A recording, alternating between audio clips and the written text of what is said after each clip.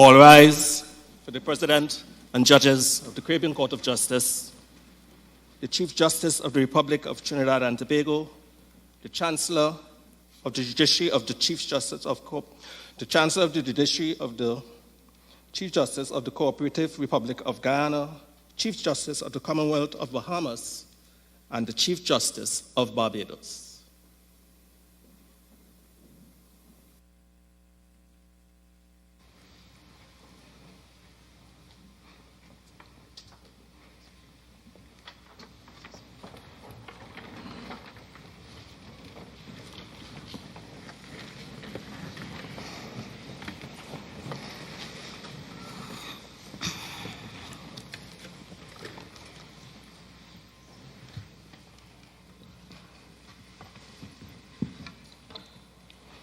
Senator the Honourable John Jeremy, SC, Attorney General of the Republic of Trinidad and Tobago.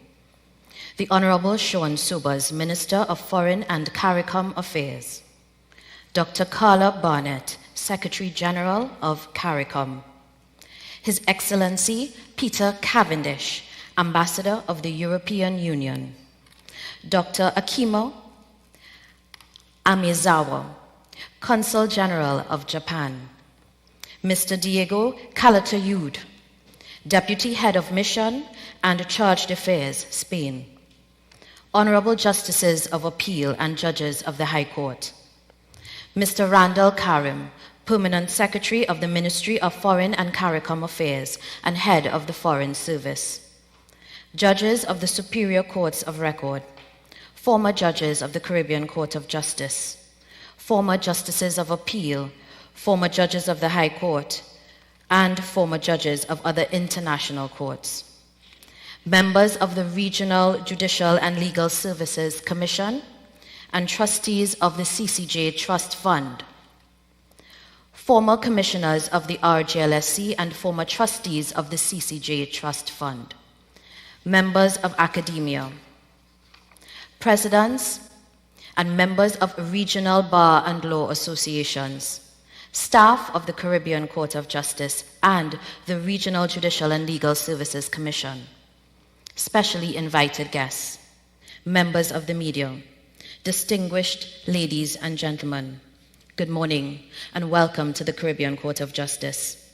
This ceremonial sitting is convened on the occasion of the retirement of the third President of the Court, the Honourable Mr. Justice Adrian Saunders. The members of the bench are the Honourable Mr. Justice Adrian Saunders, President. The Honourable Mr. Justice Winston Anderson, President-designate and Presiding Judge. The Honourable Madam Justice Rajnath Lee. The Honourable Mr. Justice Dennis Barrow. The Honourable Madam Justice Chantal Anoniru. The Honourable Mr. Justice Chile Ibo Usuji. The Honourable Mr. Justice Ivor Archie, Chief Justice of Trinidad and Tobago. The Honourable Madam Justice Yonette Cummings Edwards, Chancellor of the Judiciary of Guyana. The Honourable Madam Justice Roxanne George, Chief Justice of Guyana. The Honourable Mr. Justice Ian Winder, Chief Justice of the Bahamas. The Honourable Mr. Justice Leslie Haynes, Chief Justice of Barbados.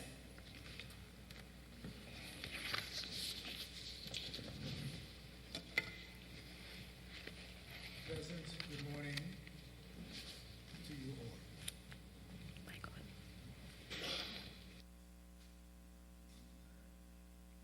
No.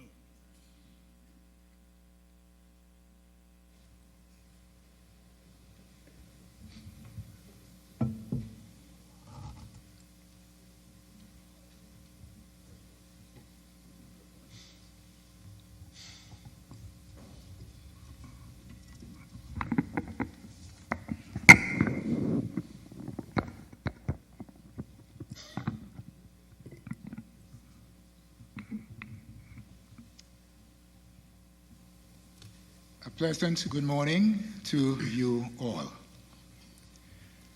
With protocols having been so perfectly established by our registrar and chief marshal, It simply remains for me, on behalf of the judges, management, and staff of the Caribbean Court of Justice, to welcome each and every one of you here this morning to this special sitting of the court.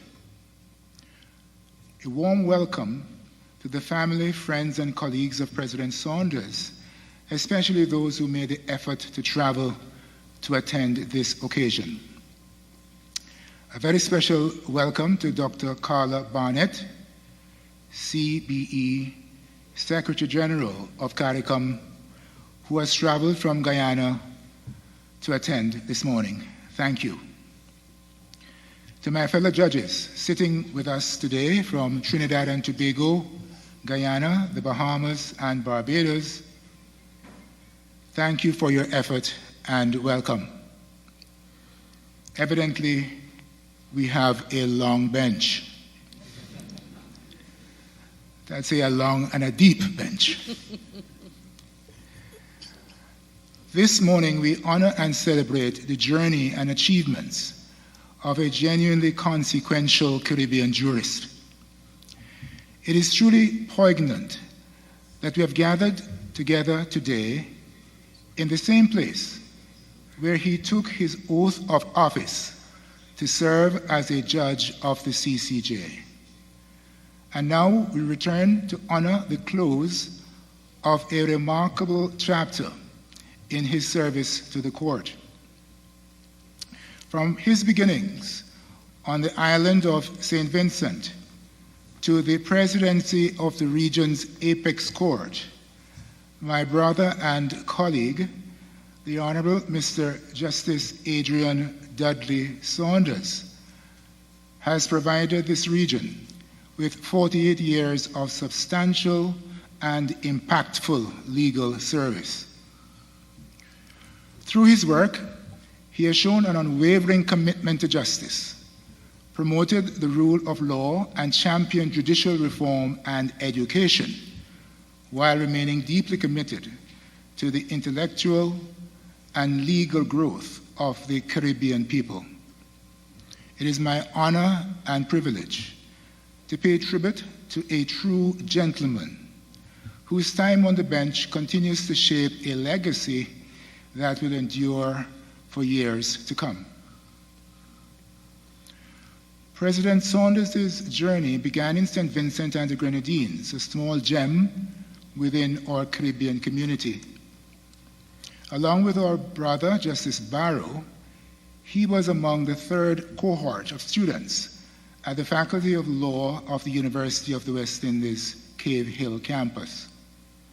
He excelled, of course, completing his studies with honors and with a passion for Caribbean regionalism in 1975. In 1977, he returned to St. Vincent and the Grenadines and worked as a barrister and solicitor in private practice. A transition to the bench came in 1996, which signaled the start of a long and illustrious career in the judiciary. After being appointed as an acting judge of the Eastern Caribbean Supreme Court in 1996, he was confirmed as a High Court judge in 1997 and elevated to Justice of Appeal in 2003.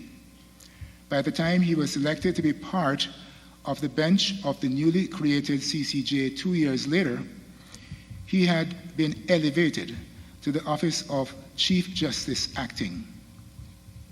His tenure at the ECSC, while known for landmark judgments, was also the beginning stage of a long passion for and an active involvement in judicial education and reform, a passion which is evident to this day.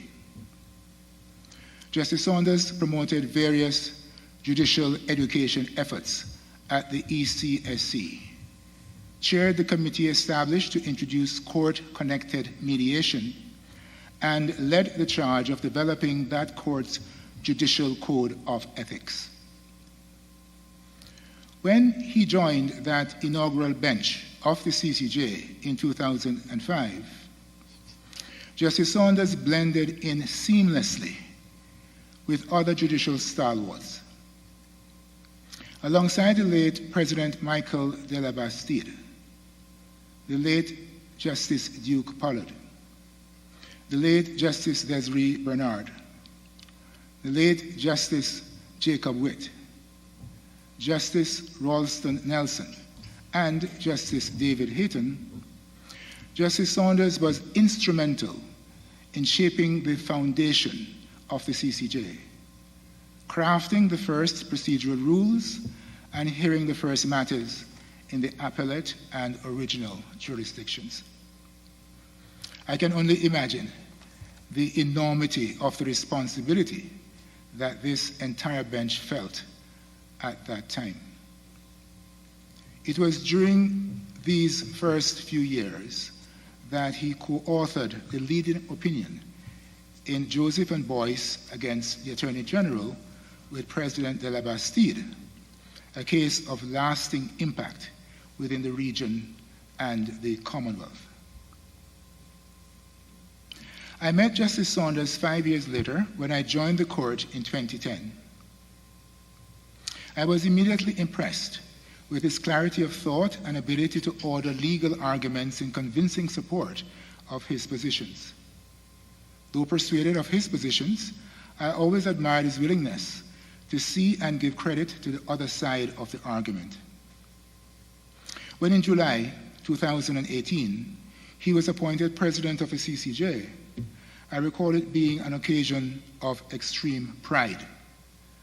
The first graduate of the Caribbean legal education system to achieve the office of president of the CCJ, the highest judicial office in the Caribbean. His elevation did much to demonstrate to the region and the world confidence in the graduates of our legal education system to make our own jurisprudence. Over the past 7 years, the court has made great strides under his leadership. After leading the development of the court's first strategic plan in 2012, it was only natural that he would be actively involved in creating the court's second strategic plan for 2019 to 2024. His role as chair of the planning committee accordingly meant close oversight over the various initiatives over the period. And driven by the court's vision to be a model of judicial excellence, he was always in the trenches with the staff, injecting his expertise and hard work to realize this vision. His leadership propelled the court on its path to excellence, such that in 2023, the CCJ became the first court in the region to be accepted into the International Consortium of Court Excellence. And I recall the president indicating that he would definitely be having a glass of wine to mark that occasion. Under his forward-thinking approach to court administration, the CCJ has been exemplary in strengthening its accountability and transparency and in enhancing access to justice. For example, on his initiative or with his support, the CCJ implemented a harassment policy, a revised judicial code of conduct accompanied by judicial disciplinary regulations, a policy to improve access to justice for persons with disabilities, and an anonymization protocol for case proceedings relating to sensitive matters. The reality is that under President Saunders' leadership, the CCJ has remained a beacon for judiciaries across the region and internationally. As president, he has faced his share of obstacles. For example, in 2020, when the world was impacted by the ravages of COVID-19, President Saunders kept the CCJ ship steady. The court was able to function effectively when many courts across the world were caught off guard. Virtual hearings continued without interruption. There was no disruption in the operations or filings of cases before the court. The court's judgments continued to be well-reasoned, of high quality, withstanding scrutiny. The administration of justice was therefore not compromised during those years, and many courts adopted the CCJ model to craft their own business continuity strategies. Caribbean jurisprudence has been greatly enriched and has benefited immensely from President Saunders' contributions. His judgments are written with clarity and reason and appeal to the legally trained mind, but which the ordinary man and woman in the street can also understand and appreciate. Over the course of his 20-year tenure at the CCJ, President Saunders has authored 83 opinions, 43 of which were sole leading opinions and 18 which were joint leading opinions. In cases concerning constitutional and human rights issues, his opinions reflect a commitment to protecting human rights, the importance of procedural propriety, and examination of redress for constitutional wrongs. His dissent in Lucas against Chief Education Officer enhanced the discussion of the right to protection of the law, emphasizing its grounding in the concept of fairness and the rule of law. This opinion would provide context for the expansive notion of the right to protection of the law, later developed in the case of Maya Leaders Alliance against the Attorney General of Belize. This forward-looking view of the law, coupled with an appreciation of Caribbean historical precedents and present-day social realities, resulted in a distinctive approach to constitutional interpretation, particularly with respect to the savings law clauses in Commonwealth Caribbean constitutions.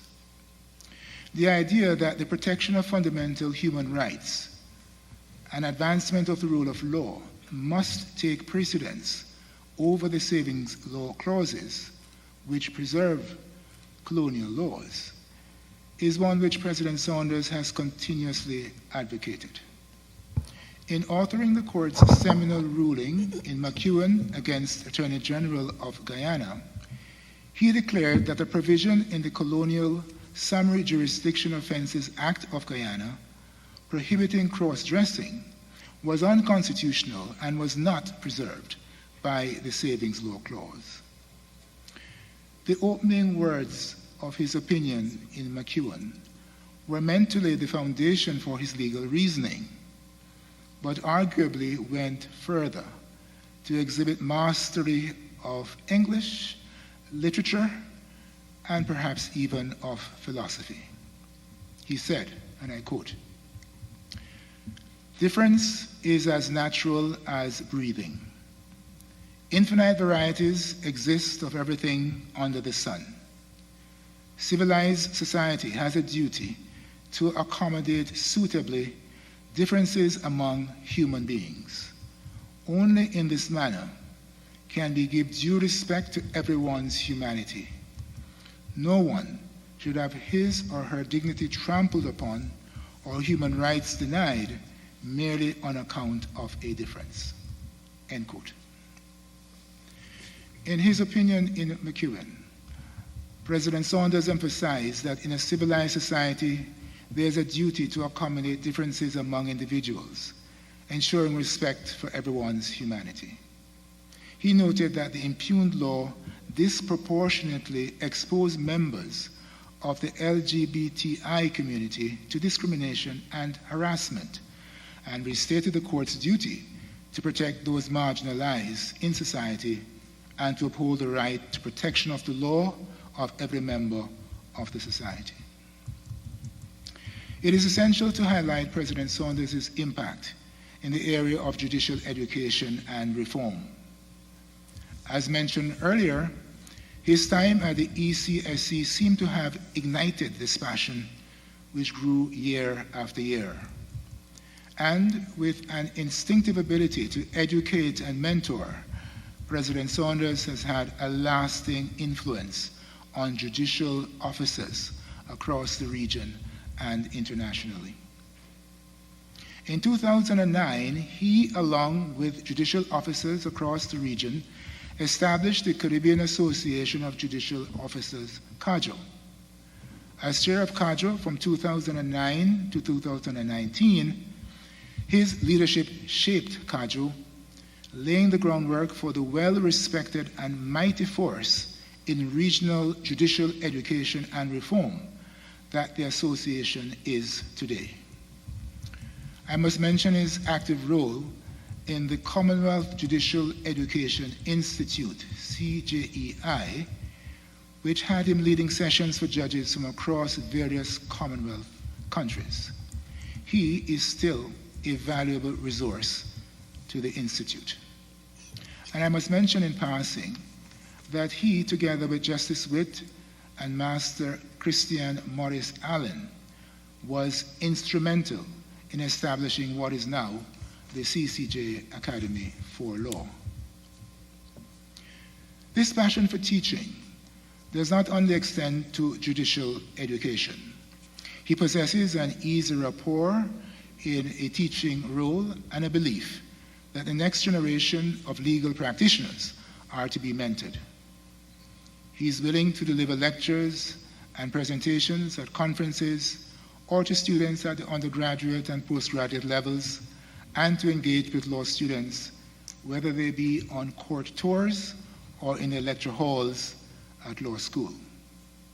His contributions in this area have always been sought after, and I'm sure will continue.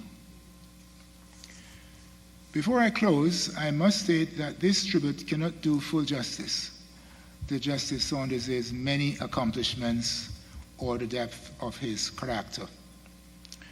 I could not possibly capture the full magnitude of the contributions of someone who has given some 50 years of his life to Caribbean jurisprudence, culminating in the Caribbean Court of Justice.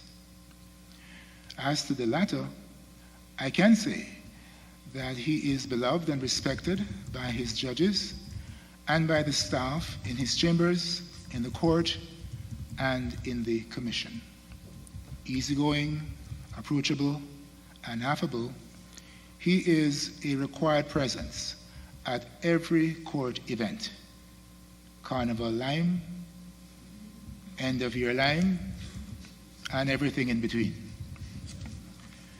President Saunders, as your colleague, I thank you for the years of steadfast guidance and support you have given to me in my capacity both as judge of the court and as chair of the CCJ Academy for Law.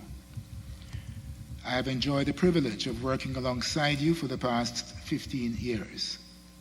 As your successor, I recognize and value what you have built over the past 7 years, and I am mindful of the lasting impact of your leadership.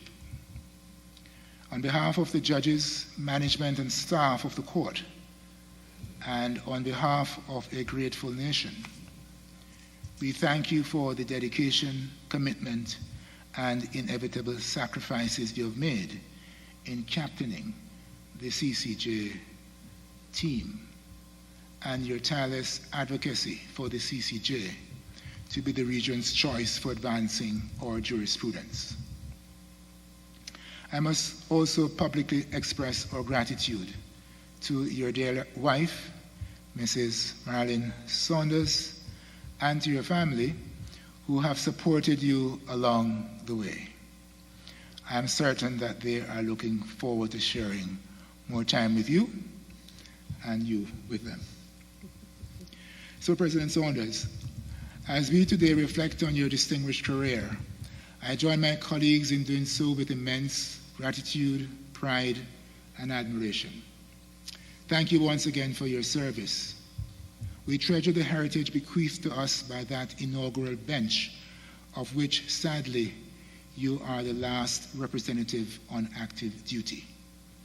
I wish you good health, joy, and well-deserved rest as you begin this new chapter of retirement. We look forward to what you will continue to offer in the future. Thank you very much, President.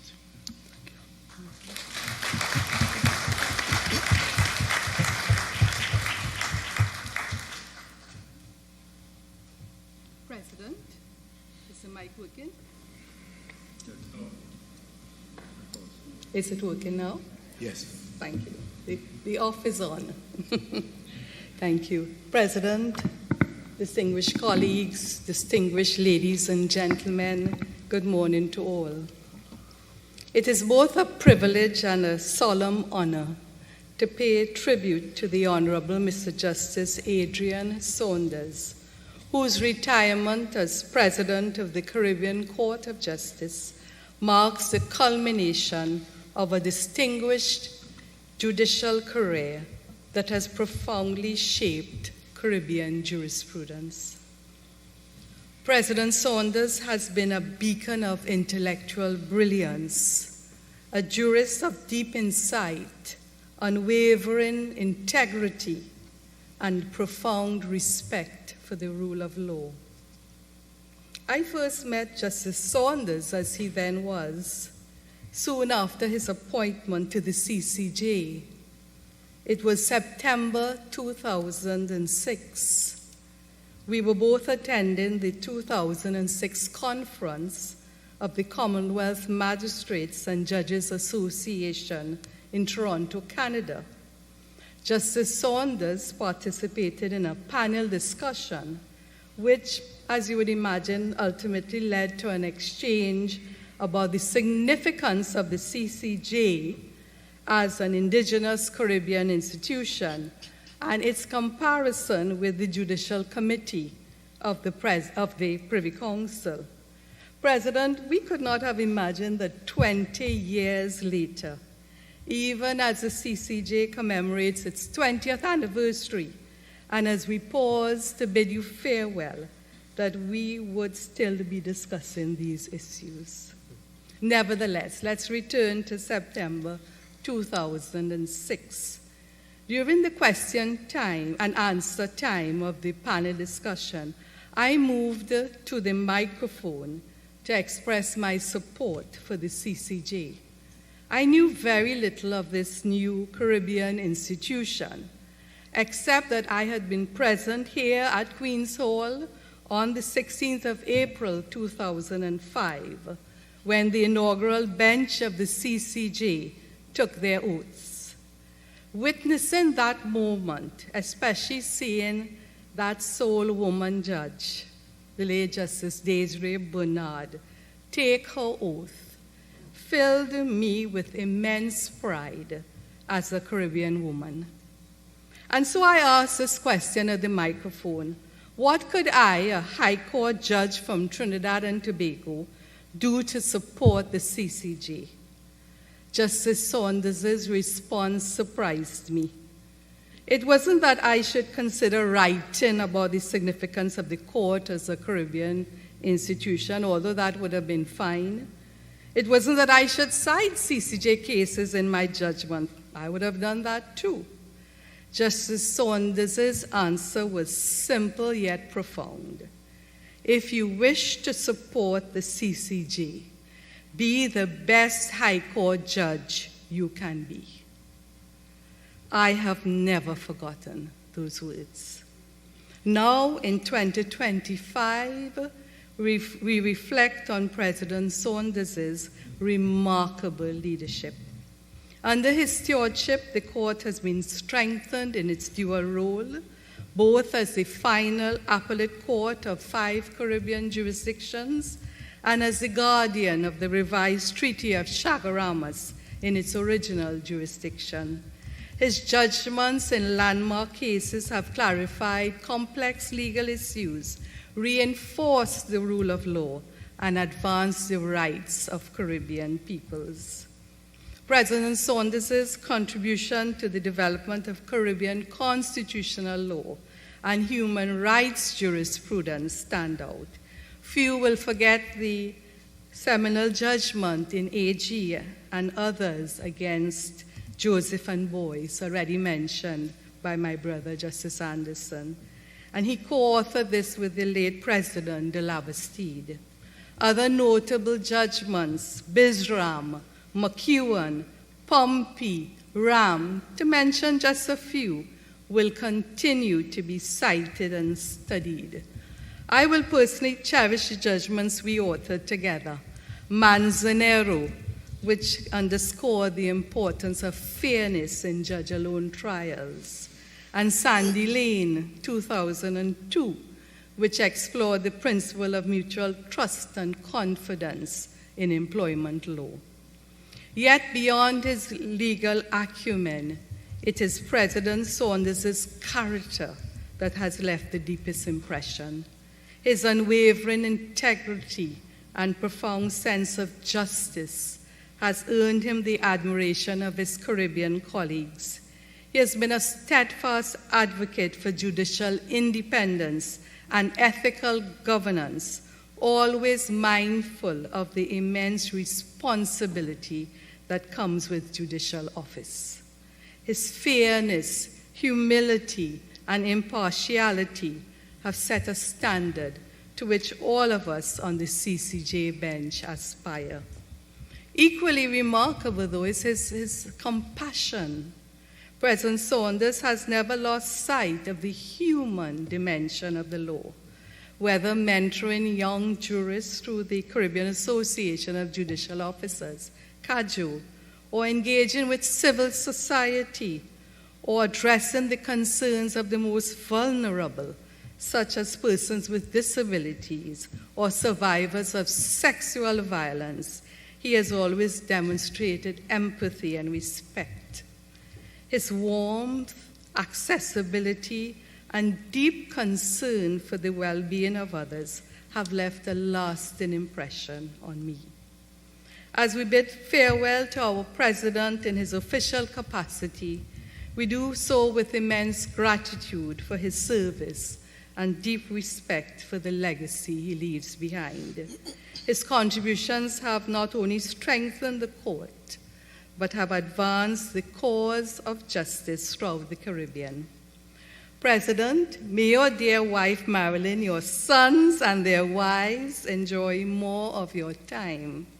And may you spend your days loving up that gorgeous grandbaby.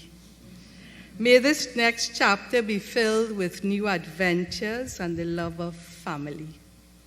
And on behalf of all of us, Prez, thank you very much.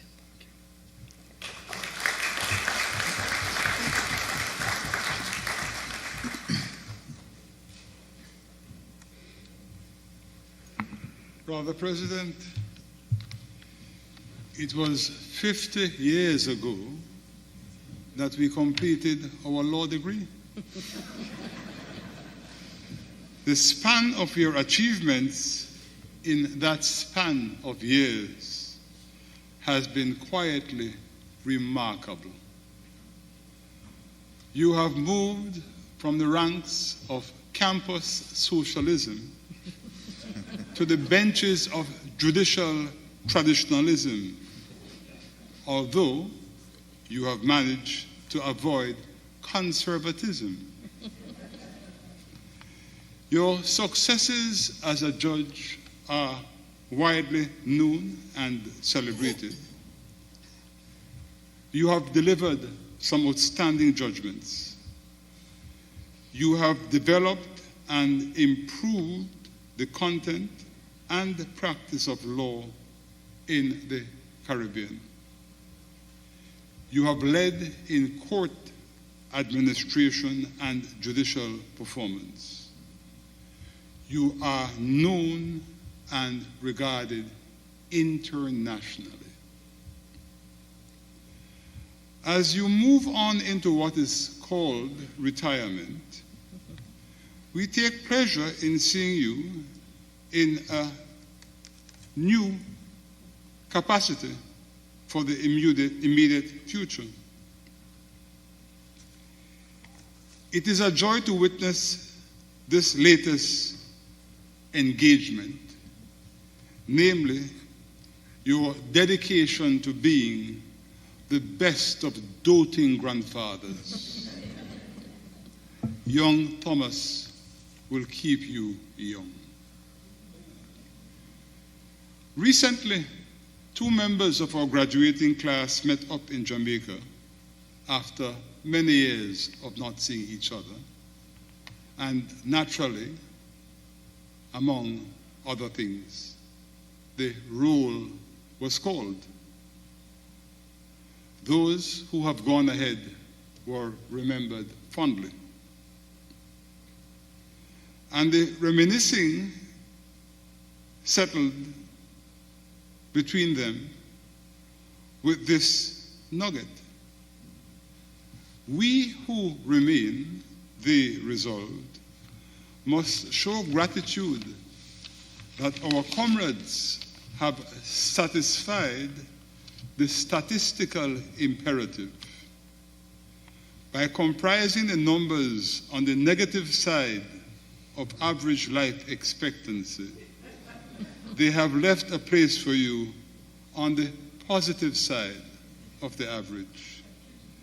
Therefore, dear President, the wish for you on your retirement is a mix between admonition and exhortation from our waggish brothers, that as a bequest from your predecessors, and God willing, you should continue a full and active life and live on to a ripe old age. Thank you.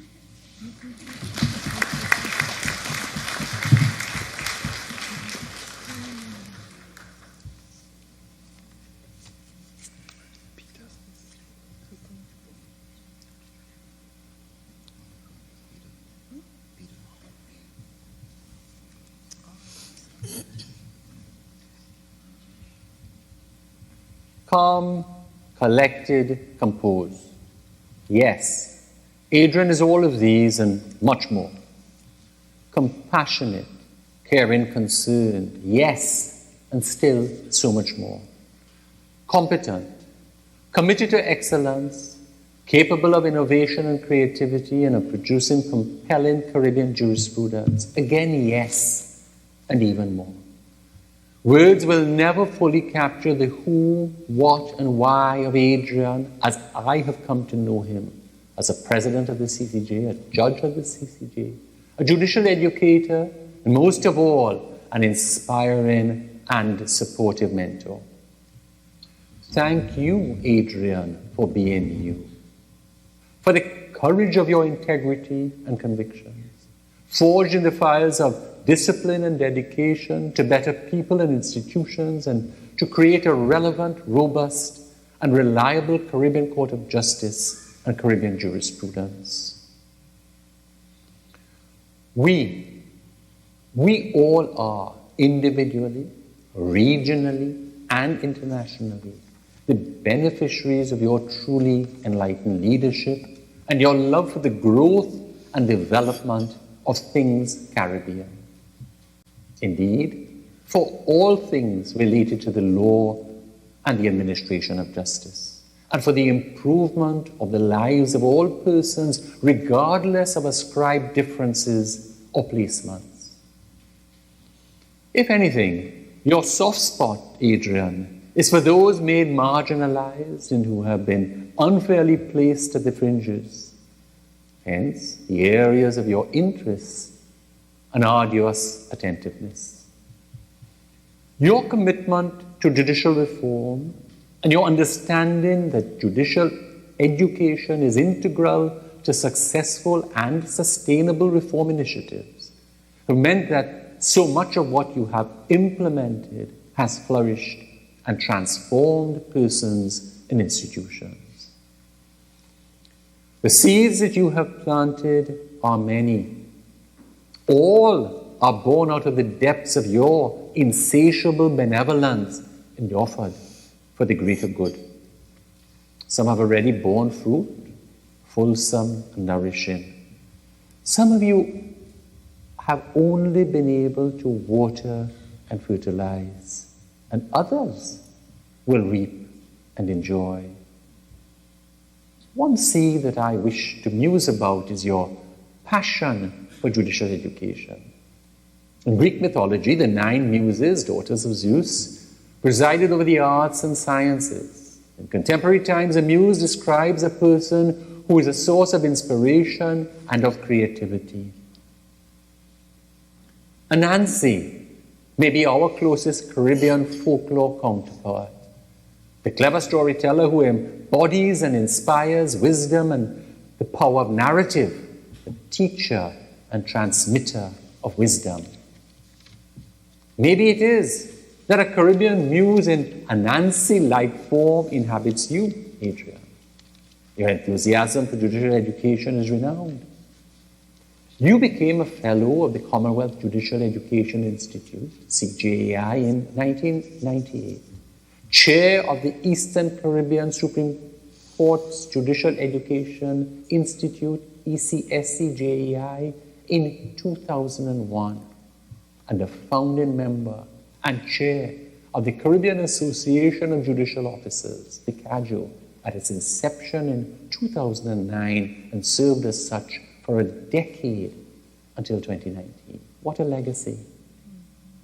In between all of this, you became a vice president of the CJAI, the Commonwealth Judicial Education Institute, and a course director of its flagship University of Dalhousie-based intensive study program, the ISP.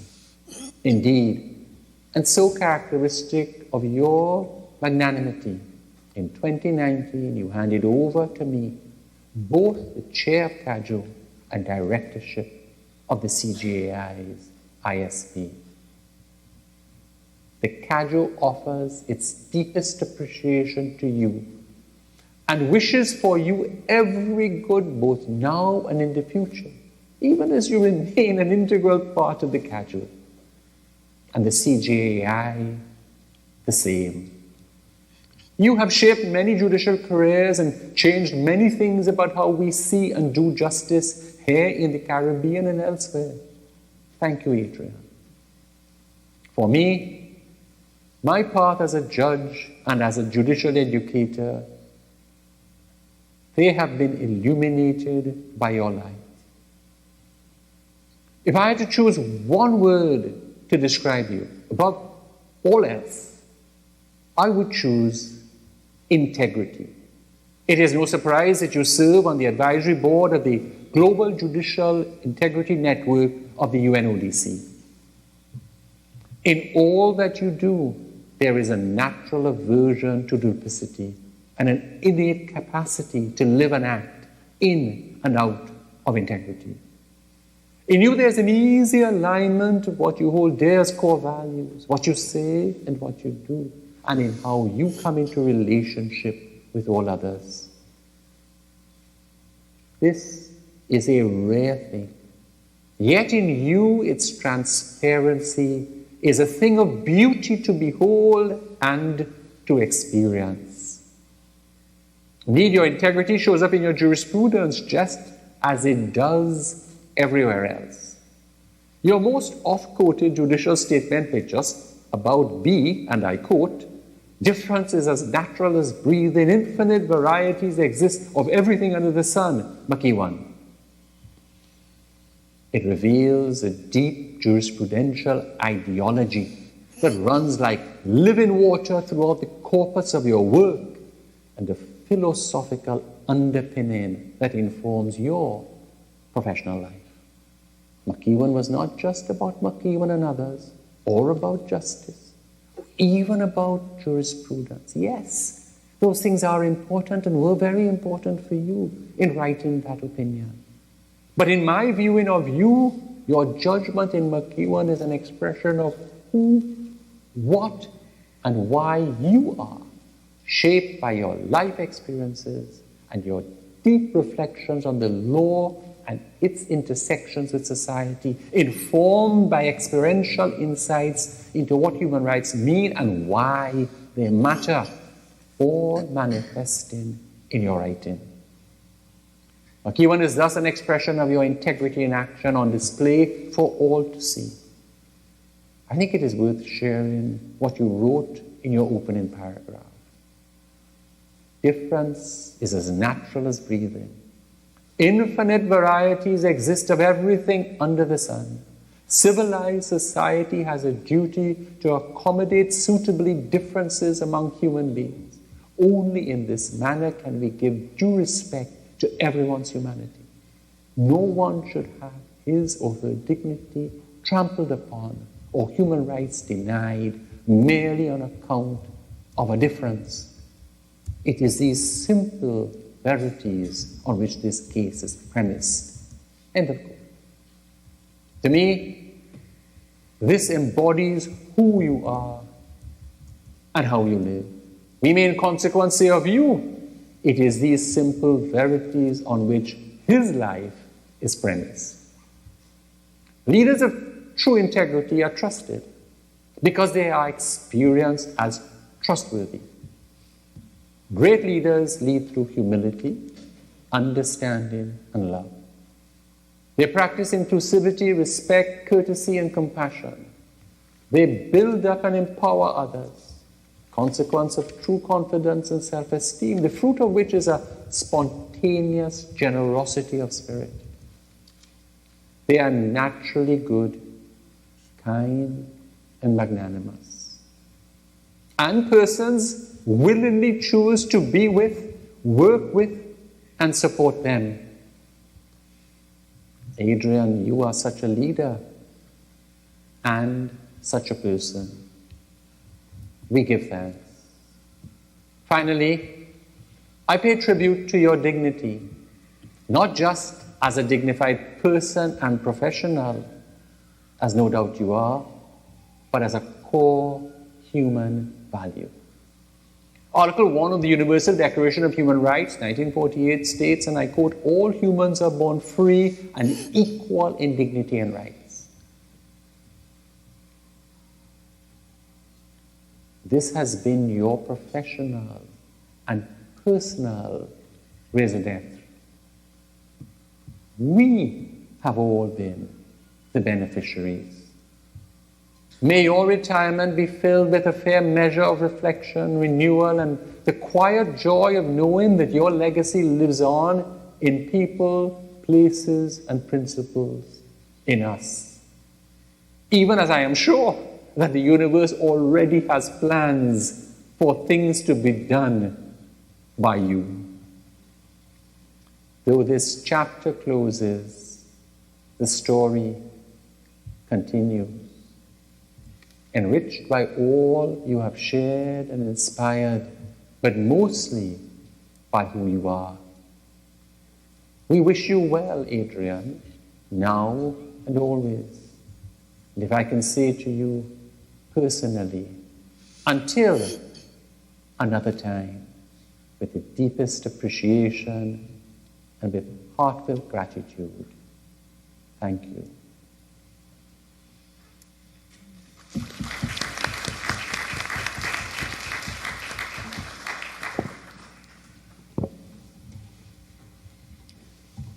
Like my sister, Justice Rajnath Lee, I met Mr. Justice Adrian Saunders nearly 20 years ago.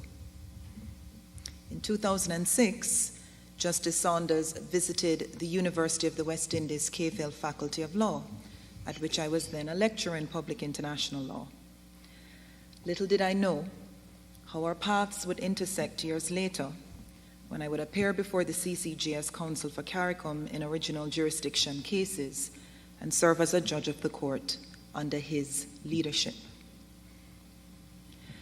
Justice Saunders' judgments addressing multiple areas of domestic law are renowned, particularly those concerning constitutional law and human rights. But I wish to also pay tribute to his contribution to the development of Caribbean community law. As a member of the CCJ's inaugural bench, President Saunders has sat on all the cases brought in the court's original jurisdiction, and thereby helped to shape a critical source of community law, the judgments of the CCJ, which interpret and apply the revised Treaty of Chaguaramas. During his tenure, Justice Saunders also supported initiatives to raise the awareness of Caribbean community law among the judiciary, lawyers, law students, and other stakeholders in the region. As president, he recognized the importance of having expertise on community law, international law, and international trade law on the bench of the CCJ. Although my time serving with President Saunders on the court has been brief, it has been tremendously consequential and will leave a lasting impression. With his sound understanding of the critical role of an apex court, sharp intellect, erudition, promotion of mutual respect among colleagues, and commitment to just outcomes, President Saunders masterfully led the adjudicatory work of the court. As president, his effective administration of the CCJ has prioritized court excellence, not as a lofty ideal, but in practical, measurable ways that can be and have been actualized, ensuring the high standard of service that the people of the community deserve. His leadership as an administrator has also been successful because of its people-centeredness and his preparedness to explore and facilitate arrangements that allow staff to give of their best to the court and their families. Justice Saunders' commitment to the CCJ's excellence is consistent with his uncompromising and unwavering belief in the capacity and potential of our region and its peoples. He has tirelessly used his platform to remind us of how transformative and consequential our decision was to create our Caribbean Court of Justice, and of the need for us to have confidence in the wisdom of that choice. His calls for us to dispel uncertainty of self remind us of the importance of self-belief and of what we can achieve through our vision, intellect, and hard work. President Saunders, I salute you and thank you for your life of service to our Caribbean community. Your sound judgment and leadership during the first 2 decades of the CCJ's existence have helped to lay a solid foundation on which we will build. Adrian, on a personal note, I thank you for the confidence you reposed in me and for your warmth, guidance, and generosity during this first year of my tenure with the court. Keith and I wish you fulfillment in this next phase, involving even more quality time with your loved ones and particularly treasured moments as a grandfather. Walk good, my brother.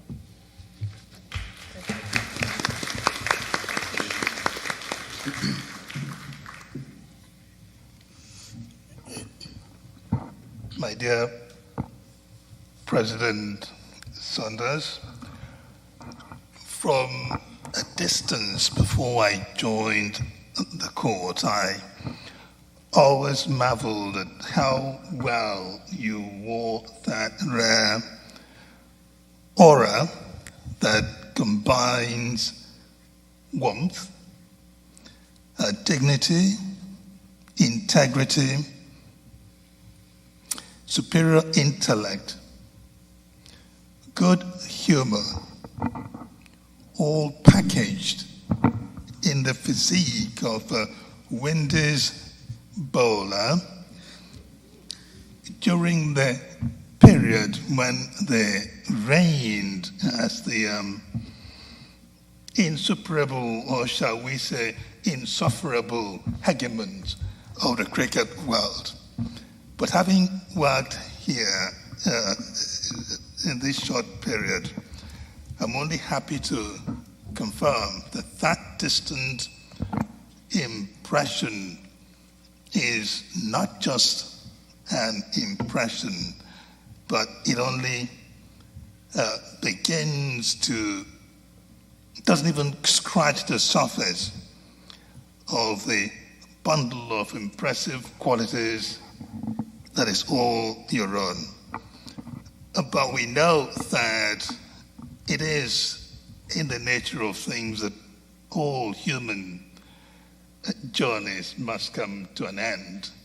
And so it is yours and the CCJ after a long and illustrious track. But we know that as you leave the court will not leave you, nor will we, your colleagues. Now, it has been said that retirement will give you more time to spend with your family, your wife, lovely wife, children and grandchildren. Yes, there is certainly that, but speaking from my experience, shared experience of someone who steps down from an international court, not out of boredom or out of exhaustion, but because of the statutory imperatives of limited tenure, I know that there's a lot of unspent fuel in your tank. And I look forward to all the bushfires of good sense you will light along the way with all that unspent energy. So, my friend, Godspeed. Thank you.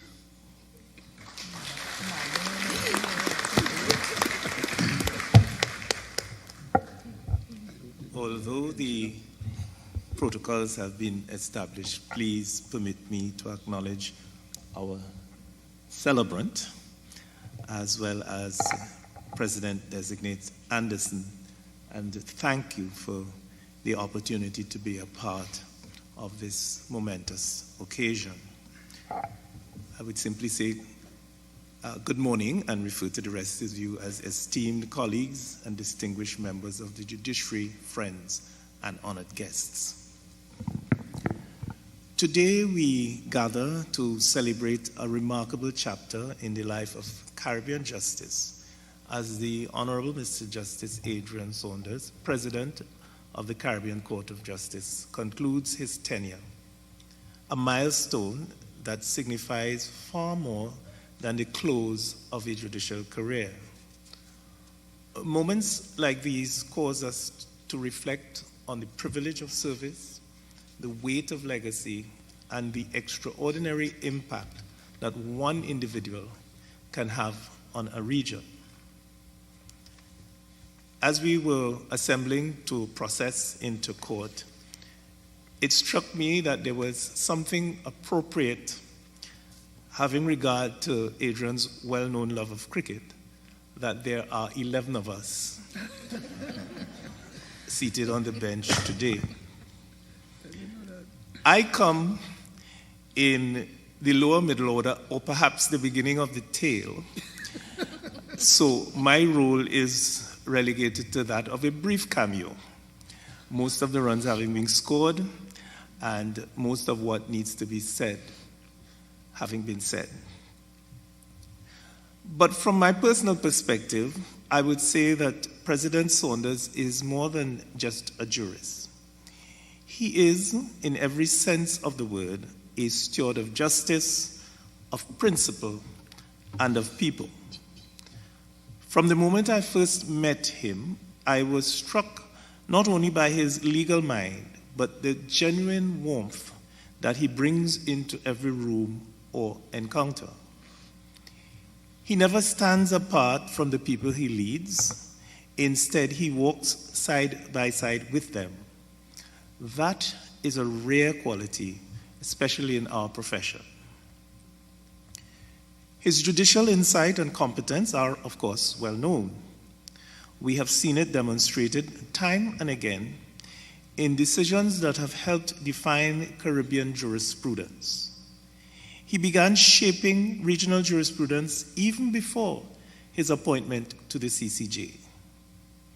For example, in his succinct judgment in Bank of Bermuda versus Pentium and Langley, he provided clear guidance on the approach to the interpretation of the CPR with respect to the grant of summary judgment, as well as the respective responsibilities in the banker-customer relationship.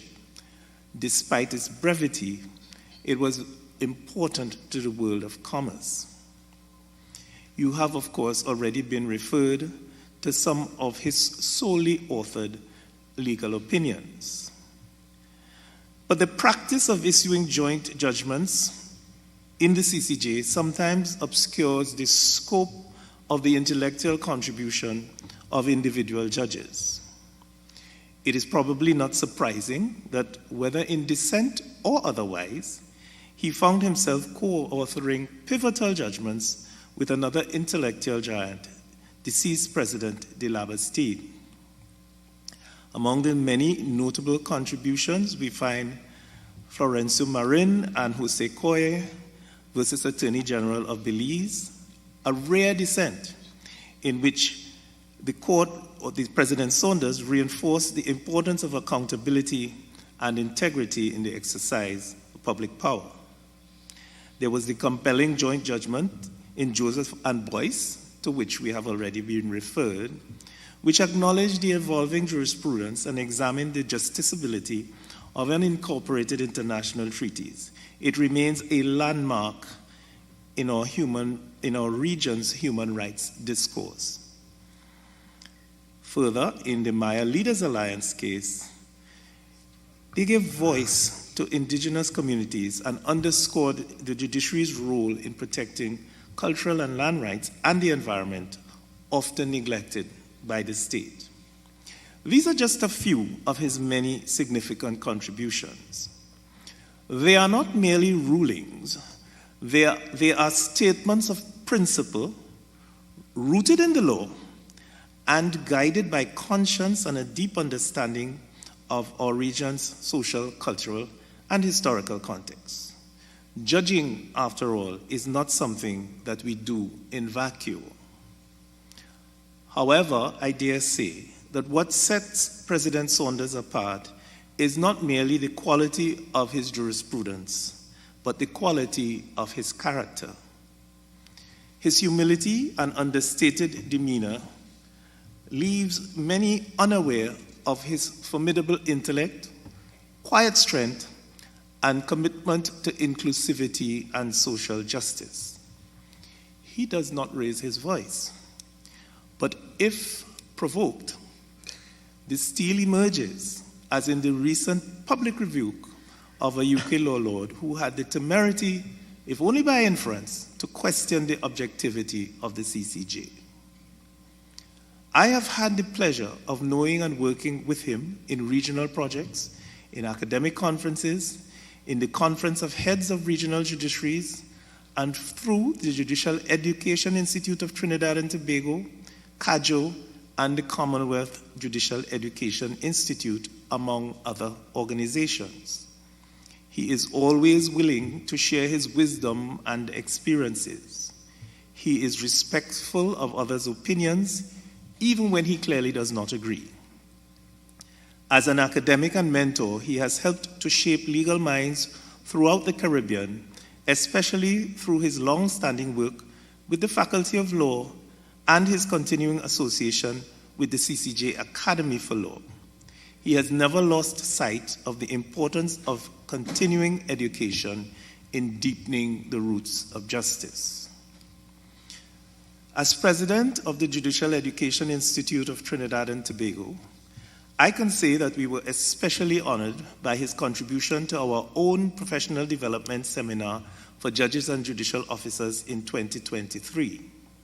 His session on judicial leadership, accountability, and responsibility was a masterful blend of practical insight and personal reflection. In that presentation, President Saunders reminded us that judicial leadership must be intentional and accountable. He urged us to critically examine whether our systems truly serve the public, while highlighting key pillars including governance, court culture, performance, and transparency, all anchored in his core message that leadership is the driving force behind institutional excellence. The feedback we received from our judicial officers was overwhelmingly positive.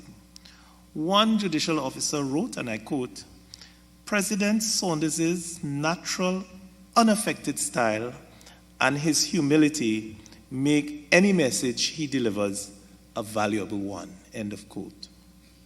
It was both deeply informative and genuinely transformative, and his message affirmed that true leadership flows from integrity and compassion rather than from title. In all of this, I see the hallmark of President Saunders' career as quiet excellence paired with deep humility. He has never pursued praise or prominence, yet his work has guided countless others. Without seeking acclaim, he has earned a legacy that speaks for itself. Under his leadership, the Caribbean Court of Justice has continued to transcend its initial mandate and to flourish. It remains a flagship example of regional integration and legal excellence, respected across jurisdictions worldwide, and trusted by those who believe in the promise of Caribbean unity and justice. That is no coincidence. It stems from the clarity of his values and vision, his unwavering belief in Caribbean justice, and his willingness to lead by example. President Saunders, on behalf of the Judiciary of Trinidad and Tobago, and on my own personal behalf, I thank you for your service and for the manner in which you have served, with humility, with brilliance, and with heart. Your chapter as president of the CCJ may be closing, but the pages you have written will continue to guide this region for years to come. May the next chapter in your life bring you continued fulfillment, rest, reflection, and the joy of knowing that you have made a profound difference. Thank you, sir, and farewell for now.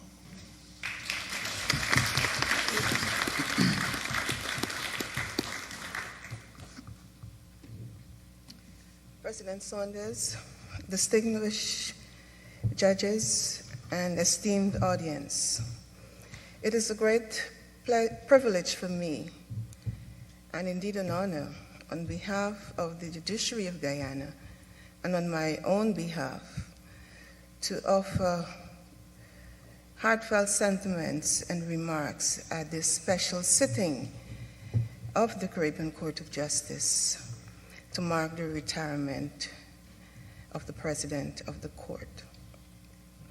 It seemed like only yesterday that Justice Saunders, in the year of our Lord 2005, became a part of the inaugural bench of the Caribbean Court of Justice.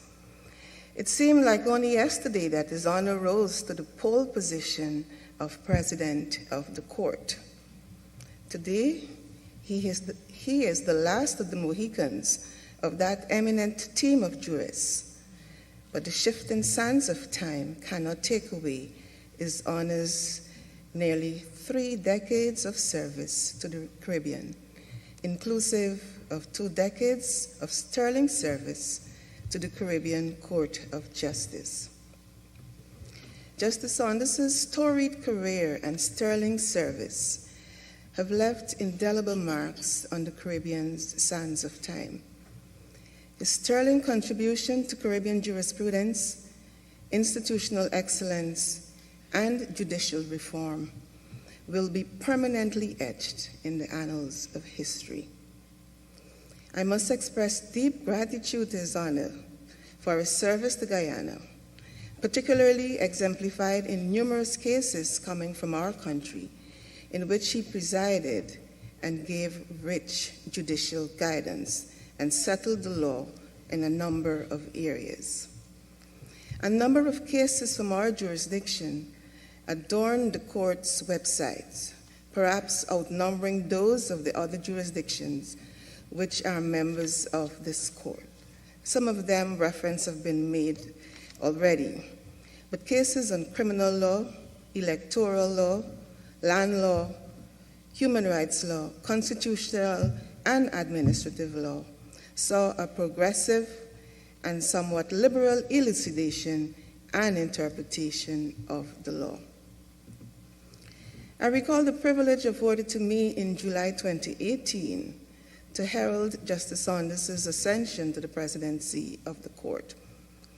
And I noted then that apart from being the 3rd president of this august body, He was the first fully Caribbean-trained jurist to be appointed president of the Caribbean Court of Justice. I thought that this fact made him familiar with the culture, the laws, the nuances, the norms, and the mores of the people and the institutions. It was emphasized that he feels the pulse and heartbeat of the people and had the right temperament for the execution of his duties. That view is not a misplaced one, and 7 years later, they are well fortified. He has walked with kings and queens, prime ministers and presidents, and never lost the common touch. He remained cool, calm, and collected. Sir, you have adhered to the biblical edict in the book of Luke, chapter 12 and verse 48, that to whom much is given, much is expected or required.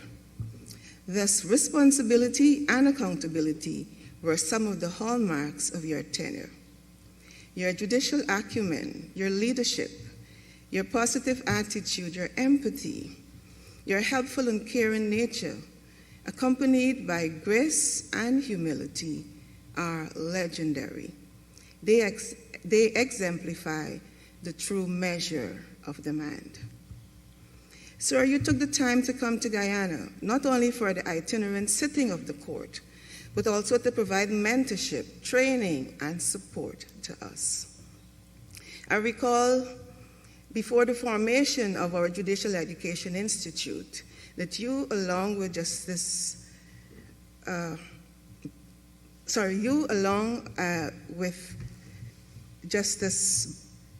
Barrow, just took the time to inquire about the formation of our Judicial Education Institute. And on the sidelines of that conference, gave guidance on the formation of our institution.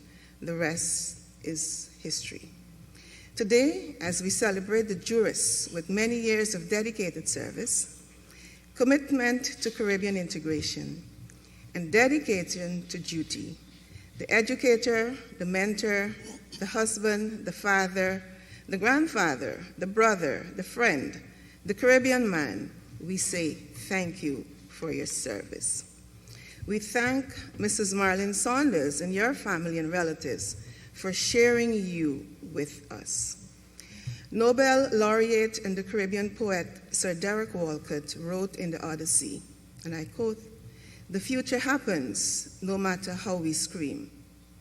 And so, although bittersweet, we accept the fact that you will be retiring. You've batted well, a full innings, scored highly, and your illustrious service has placed Team CCG in capable hands of the new captain, Justice Anderson. Wishing you Godspeed and great success in your future endeavors and the next chapter. We thank you so very much, sir, for all that you've done to us. May God richly bless you.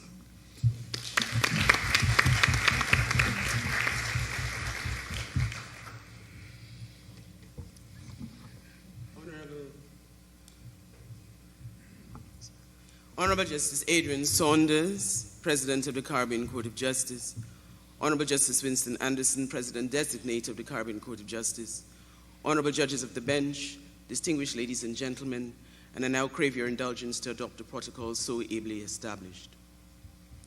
The opening paragraph of the seminal judgment given by Justice Saunders in McCune and others and the Attorney General of Guyana in 2018, quoted by Justices Anderson and Jamadar, for me, epitomizes the overriding objective of the distinguished jurist we celebrate today. A jurist who has championed access to justice, human rights, and fairness, and demonstrated an abiding commitment to the highest standards of excellence. So it is a distinct honor and privilege to have been invited by the Honourable Justice Winston Anderson to make brief remarks on this very, very special occasion.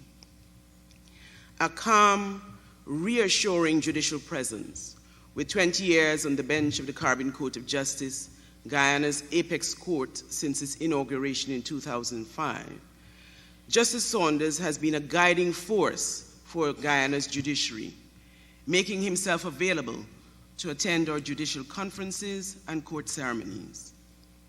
A respectful, kind, warm, and engaging person, I regard Justice Saunders as a mentor, from whom I have learned so much since 2011, when he welcomed me as a member of the Management Committee of the Caribbean Association of Judicial Officers, CAJU, an organization which he pioneered as its first chair for 10 years, and which has grown into a regional powerhouse of judicial education and camaraderie.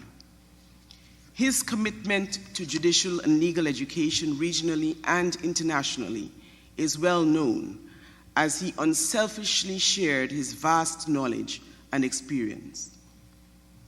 Justice Saunders exudes humility, listening keenly to contributions made in discussions on various legal and social issues, adding profound nuggets of wisdom in these engagements. And of course, we have observed him as he presided in cases, asking probing questions of counsel so that justice can be attained. He leaves an indelible repository of jurisprudence on the legal landscape of the Caribbean, and indeed the Commonwealth, and is a demonstration of why we must not be afraid to embrace our own. As he stated at his swearing in as president of the CCJ, and I quote, "We have no good reason to doubt our ability to grasp full responsibility for interpreting and applying our own laws." And in his remarks at the Norman Manley Law School Distinguished Lecture 2025 last April, he quoted regional cultural icons George Lamming and Bob Marley to remind us that we must emancipate ourselves from the terrors of our mind so that we can develop our orthogonous jurisprudence, applying legal principles grounded in our history and lived reality. Justice Saunders therefore exemplifies Black Stalin's exhortation, which I cannot sing, that we must push one common intention for a better life in the region as the nation of the Caribbean man, and I add woman and child. I therefore extend heartfelt gratitude, Justice Saunders, for your commitment to our regional project. We are deeply appreciative of your dedication, inspiring us to serve with honesty and integrity in ensuring access to justice and in upholding the rule of law. Adrian always greets me, "Hey Roxanne, how you doing?" He engages warmly with all judicial officers, making us feel comfortable in his company, whether in judicial or fun activities. I thank you and your dear wife, Marlene, for the kind hospitality extended to me. Mrs. Saunders, appreciation is extended to you, your sons Yuri and Yannick, and other family members for caring for and sharing Justice Saunders with us. He means so much to so many of us who have come within his sphere of influence. Justice Saunders, on my own behalf and on behalf of the judiciary of Guyana, I wish you the best of health and God's richest blessings in your retirement. It is my fervent hope, and no doubt the hope of many, that after a period of deserved rest and relaxation from your hectic life, which has included 48 years as a lawyer and judicial officer, that you will again retire as in RETYRE, so that we will continue to benefit from your immense knowledge, experience, and mentorship, so that you can continue to inspire Caribbean judicial officers as well as the peoples of our region. Thank you.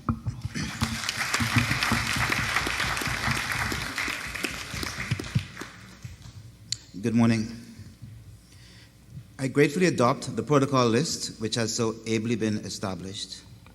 But let me begin by expressing my thanks to Justice Anderson for the kind invitation to attend this special sitting and to bring these brief remarks.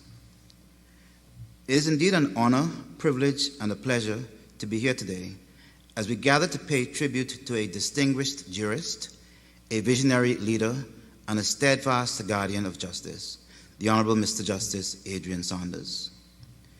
It hardly seems like 7 years ago that I was here in Trinidad to attend another special sitting, on that occasion to celebrate the appointment of the new President Adrian Saunders. His tenure as President of the Caribbean Court of Justice has exceeded the high expectations which was placed on it, a tenure defined by unwavering commitment, intellectual rigor, and a deep sense of duty to the people of our region. Building on the work of his predecessors, Justice Saunders has ensured that the Caribbean Court of Justice remains an institution of judicial excellence, fostering legal certainty and reinforcing fundamental rights and freedoms of the people it serves. Throughout his judicial journey, President Saunders has exemplified the very essence of judicial integrity, wisdom, and unwavering commitment to the principles of justice and the rule of law. The epitome of humility, Justice Saunders is a true servant leader. He leaves an indelible mark on the Caribbean's legal landscape. Under his leadership, the CCJ has strengthened its role as a beacon of judicial independence, ensuring that justice is not only dispensed, but is accessible to all. His contributions to legal scholarship, judicial reform, and the advancement of Caribbean jurisprudence has elevated the court's standing and reinforced its mission as a guardian of our democratic principles. Today we have heard and will hear of the many landmark cases over which Justice Saunders has presided or contributed to, and that have shaped the legal framework of all our nations, not just the states which send their final appeals to the CCJ. You've heard and will hear of his ability to balance the complexities of law with the realities of governance, which has earned him the respect and admiration of colleagues, legal practitioners, and citizens alike. Such excellence is the hallmark of Justice Saunders' extraordinary career since his early days as a judge of the Eastern Caribbean Supreme Court. But beyond his judicial acumen, President Saunders has been a mentor, a guide, and inspiration to many. I readily confess that it is in this role that I will miss his accessible, steady, and wise counsel. President Saunders' passion for legal education and his commitment to nurturing the next generation of jurists will remain a lasting legacy. I first worked with Justice Saunders as a member of the executive of the Caribbean Association of Judicial Officers. The CAJO was born and sculptured in his image, an institution focused on the enhancement of judicial officers all across the region, dedicated to the building and strengthening of judicial systems of the region, and selfless in all that it does, just like Justice Saunders. As he embarks on this new chapter, we express our deepest gratitude for his years of service. We thank him for his unwavering dedication to justice, his leadership in the strengthening of Caribbean legal institutions, and his profound impact on the development of our regional jurisprudence. Justice Saunders has been a treasured friend of the judiciary of the Commonwealth of the Bahamas. So Justice Saunders, on my own behalf, on behalf of the judiciary of the Commonwealth of the Bahamas, I extend our heartfelt appreciation and best wishes. May your retirement be filled with well-deserved rest, continued intellectual pursuits, and the joy of knowing that your contributions have shaped the future of justice in the Caribbean. Thank you, and may you continue to inspire us all.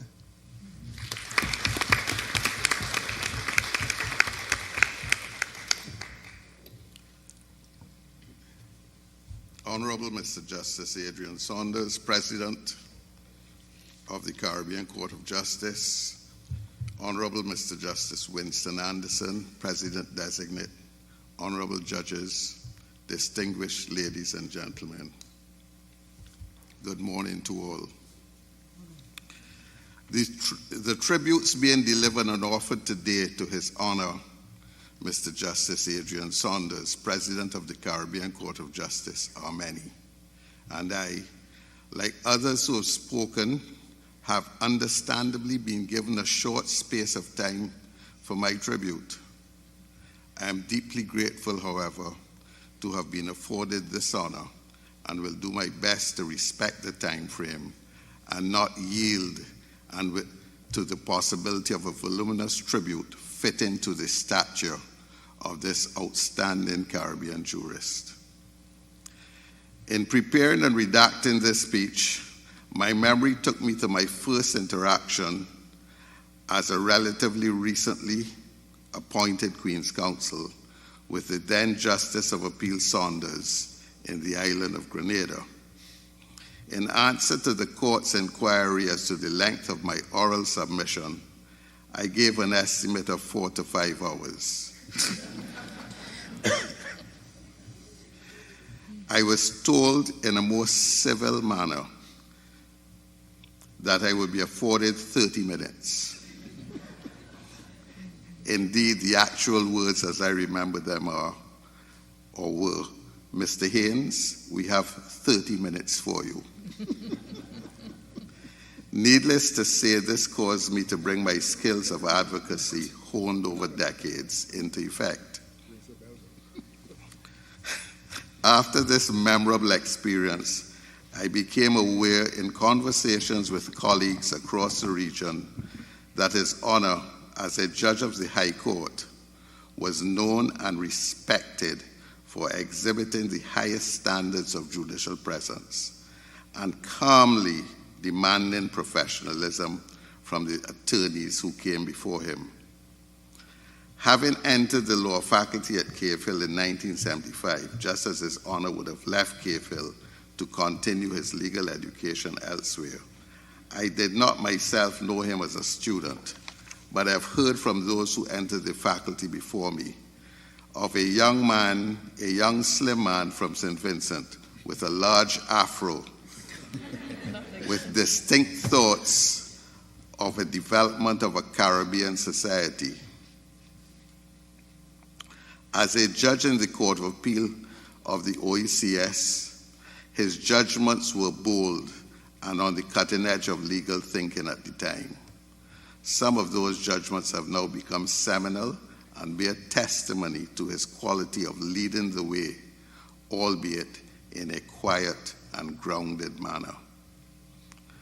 It was therefore no surprise that he ascended to the Caribbean Court of Justice in his inaugural phase and continued in that institution to unassumingly blaze a trail of clear and innovative thinking and reasoning, which provides members of the profession with the gift of a legacy of jurisprudence from an exceptional mind.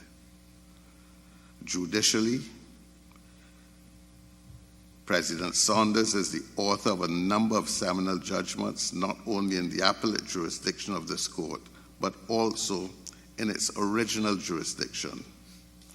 Immediately coming to mind in that latter jurisdiction is the case of Rock Hard Cement Limited and the state of Barbados, which was a judicial review application in which the court examined the doctrine of legitimate expectation generally and found the failure of the member state of Barbados to follow the procedure to notify Rock Hard Cement of the suspension of the common external tariff of 5% was contrary to good governance, the rule of law, and fundamental values and principles embedded in the revised Treaty of Chaguaramas.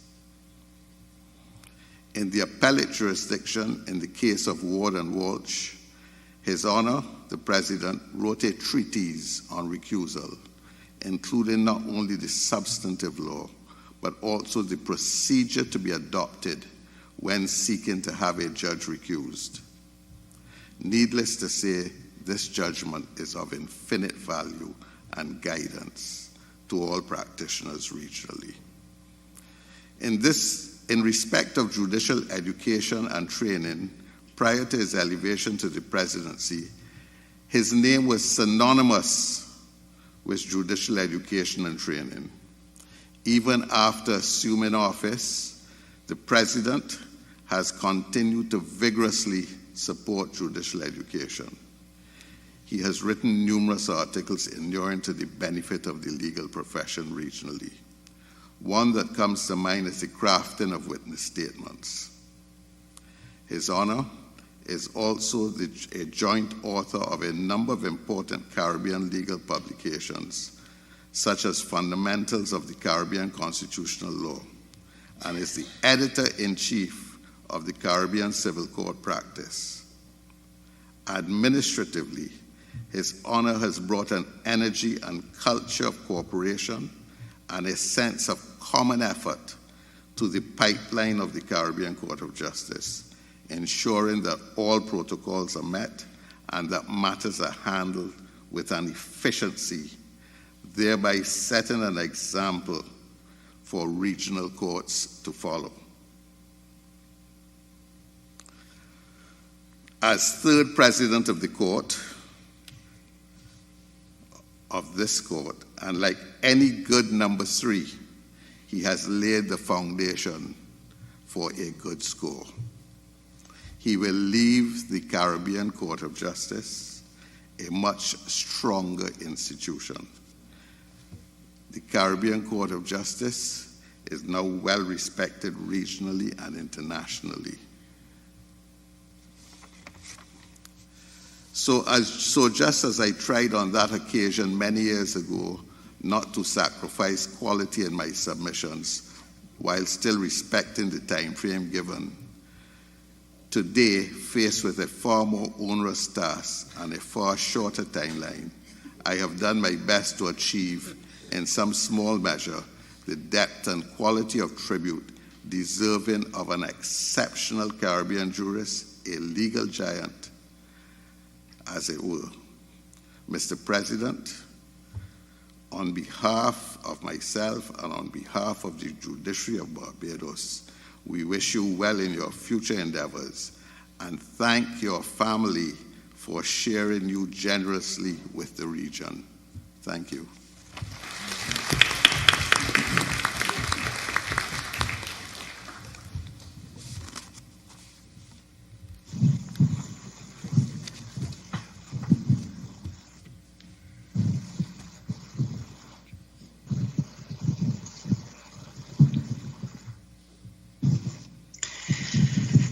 Good morning or afternoon, everyone. Honourable judges and distinguished guests all, colleagues and friends, hope you're hearing me from Jamaica. It's a distinct honour to participate in this special sit-in on the eve of the retirement of President Saunders. I wish I was there in person, but as it turns out, I'm well represented at Queen's Hall today. The University of the West Indies is where President Saunders began his journey in law in 1972. It is at the UWI he penned some of his earliest thoughts on constitutional law. In March of 1975, he submitted his undergraduate Law and Society II thesis about Grenada's transition to independence under an authoritarian government and its implications for St. Vincent's pending move to independence. Having heard from Justice Barrow about his early years, I note that he interviewed Maurice Bishop, Bernard Core, and Alistair Hughes for this important early project as a 21-year-old. U is a place he oft returned to deliver important addresses, to receive an honorary degree, to teach, and as an oft-visitor to our classrooms. In my case, since 2004, the year after I started teaching constitutional law, and the beginning of what was for us decades of conversations about this field.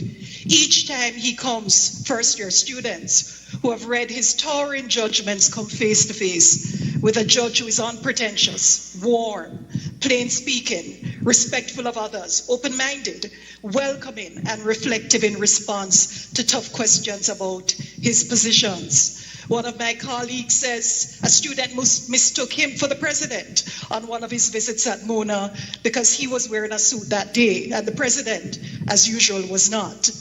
President Saunders has not only, to use my words on an earlier occasion, refashioned our constitutional vernacular through his value-rich framings, he has also recast for many what an eminent judge looks like, sounds like, and how she or he behaves. I owe a debt of gratitude to my former colleague at the UWI and later Chief Justice of the Eastern Caribbean Supreme Court, Sir Hugh Rawlins, who called early academic attention to one of his very early decisions in 1998, Carty and Rogers on parliamentary privilege. Sir Hugh declared that this case, quote, should be rescued from unreported obscurity and held forth as a beacon of enlightened judicial appreciation of our constitutions.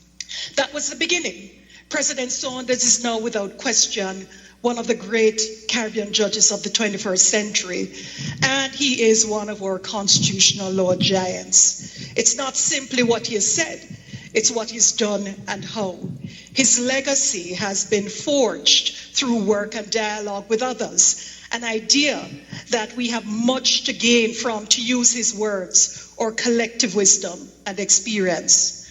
Moreover, his notion of justice as demanding respect for all, as requiring good governance and self-determination, an open-mindedness that looks inward and outwards. All of these things are faithful to who he is as a person and his leadership. He has eschewed tabulated legalism. Given that CARICOM states have declared in establishing the CCJ that they are, quote, convinced that the court will have a determinative role in the further development of Caribbean jurisprudence through the judicial process. Professor Kim Lane-Chapelle describes how a new court can establish its unique place in the political order by virtue of being the locus of principled, moral, intellectual decisions. She adds that, and to quote her, the person of the president can convey the intellectual and moral gravitas of the new court and allows the attribution of these principles to the institution. She goes further and she says a new court and its president, in the wake of a new old regime, must make space for themselves. They must assert themselves. To quote her, she says they must have sharp elbows to ensure that they can have a seat at the table. This he and his predecessor presidents have done. His type of transformative and value-laden constitutionalism that understands law, to quote him as his lessons from his UWI degree, that law is an instrument of social change, a tool that can enhance social progress in the Caribbean. This is an activist approach, not a reactive one. Activism is always controversial because it raises questions of judicial legitimacy, but it's important to put it in context. He has always offered an activist view with judicial humility. Across his decades of sustained dialogue and engagement with other judges, with lawyers, other branches of government, with, as our Mona Law tutor put it to me recently, a very clear and understandable communication with the people the court serves. He has recognized that judges must be humble when they're at the meeting place, to use his words, of law, politics, and society. As we all play a role, I think he strongly believes in creating, to borrow from his own constitution, a society so ordered as to express our recognition of the principles of democracy, free institutions, social justice, and equality before the law. If his transformational constitutionalism can sound incompatible with the region's imperfect constitutions that we were told 50 years ago were merely evolutionary, then we should reflect on his repeated call, especially in relation to savings law clauses, to re-evaluate the conventional accounts provided of our past, where, as Professor Carnegie had put it, we're at best being poets. His extrajudicial writings and speeches allude to the complexity of our project because, as I put it, we're still in the long durée of decolonization. Our successful older regional court is awkwardly grounded on a 1967 UK Order in Council. My own institution's constitution, as the Vice Chancellor recently pointed out, is a royal charter. And it's significant and fitting that today we're in the famous Queen's Hall where 63 years ago, in April of 1962, perhaps the most significant public discussions about our independence constitutions were held.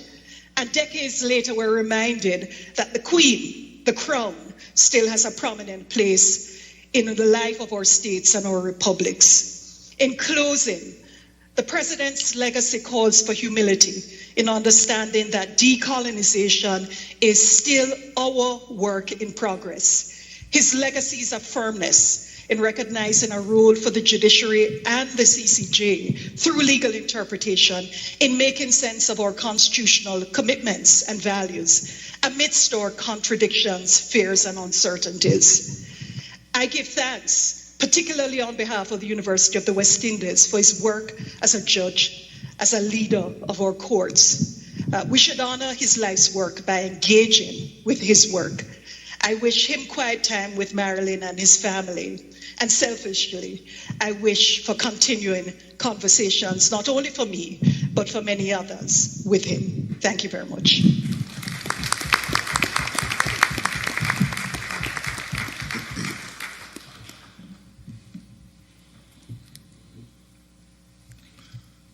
If it may please this honourable court on this sitting,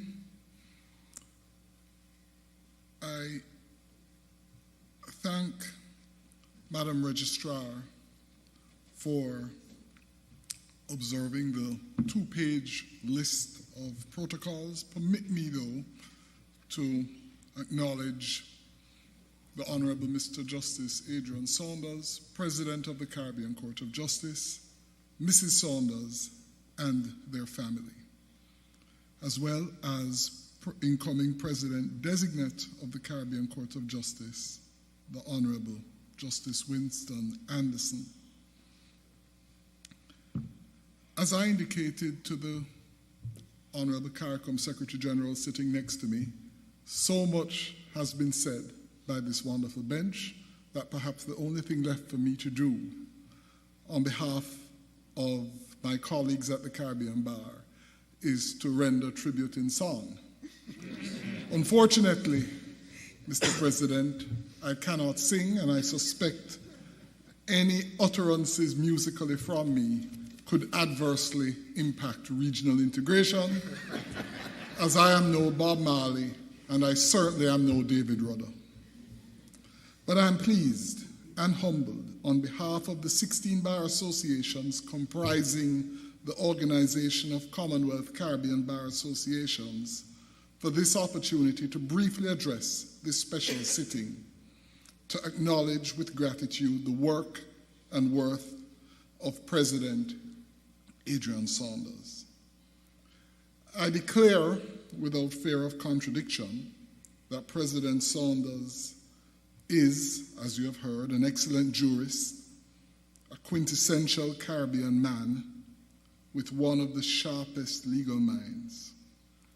All this is cloaked in a personality characterized by humility, intellect, decency, and a respect for our humanity, our regional humanity.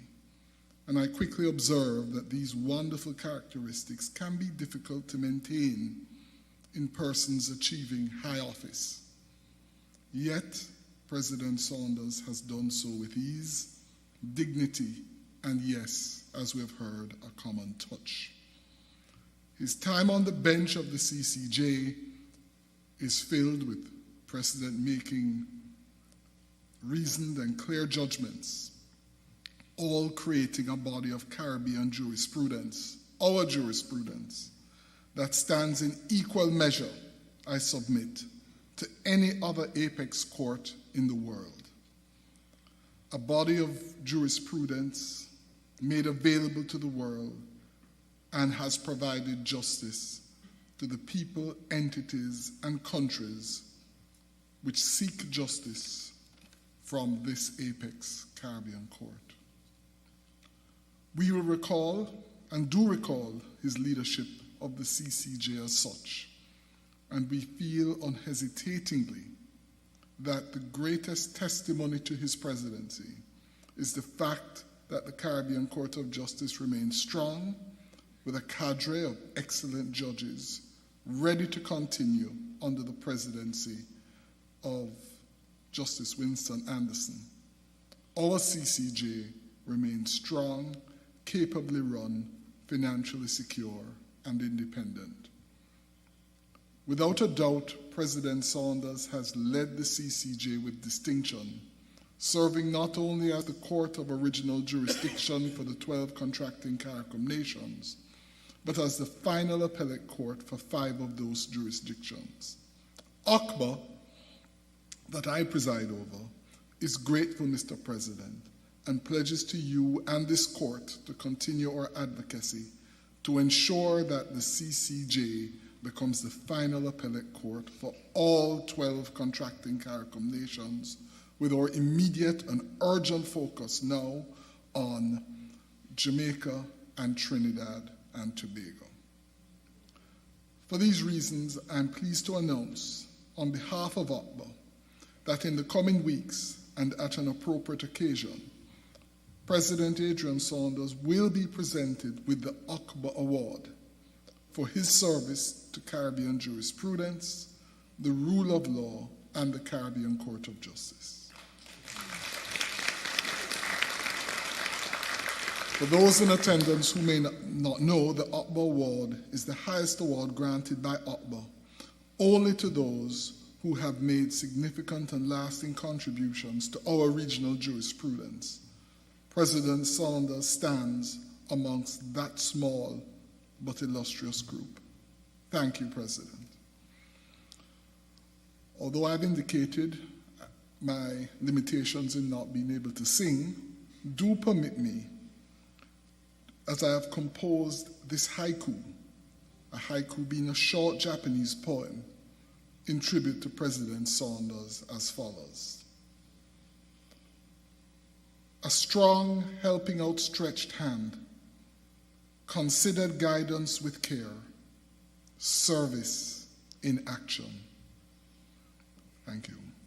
I now ask my colleagues from the 16 bar associations who are here with us today, whether presidents or members or former presidents, as I close, to stand. My colleagues who are here with me today, could you stand?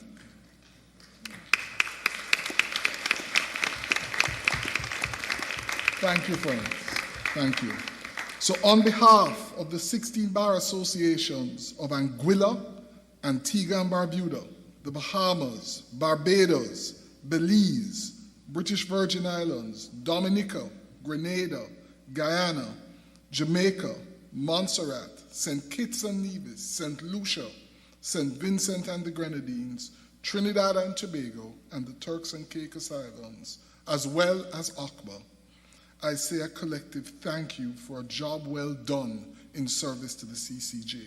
We urge you to continue your walk of service, as you have so much more to offer, particularly to the younger members of our legal profession who could benefit from your legal pedagogy and the examples of your humanity, humility, and ethics. This will serve as a beacon to guide us all on the long and winding road, which is the practice of law in all forms. So walk good, Mr. President, and now may you enjoy some well-deserved rest, as well as the best and true desires of your heart. I pray that these submissions find favor with this distinguished bench. If it so please you, Your Honors. Thank you.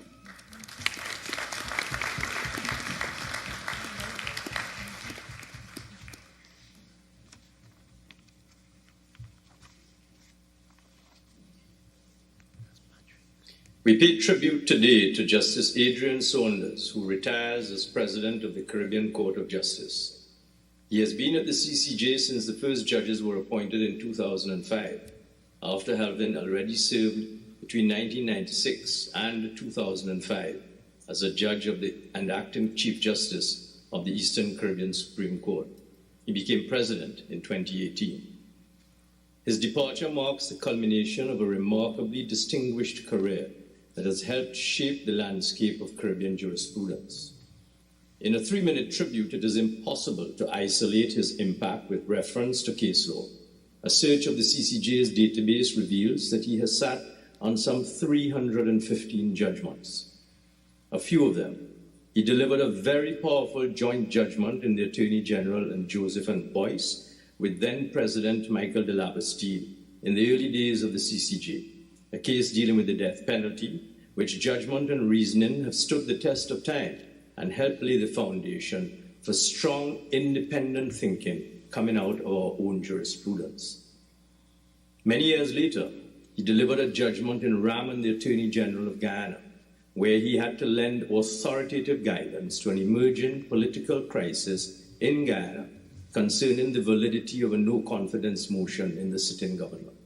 His judgment was clear, erudite, and clinical, understandable to the average citizen, and completely unfettered by political concerns. Other landmark cases on which he has sat include, among others, Shannick Myrie and Barbados, the Maya Leaders Alliance case, and Ventos and the Chief Elections Officer of Barbados. He has also presided over several cases in the CCJ's original jurisdiction, including, among others, those concerning the application and classification of the common external tariff on cement, in some of which cases I led the team for one of the parties. Other than his command of the law, what stood out for me was that President Saunders was always polite, soft-spoken, never disrespectful, asked probing questions, and yet allowing counsel the opportunity to develop her own arguments. He was witty and took complete control of his courtroom without needing to be aggressive in demeanor. His judgments have been marked by clarity, depth, and compassion, underscoring his belief that law is not merely a set of rules, but a tool for societal progress.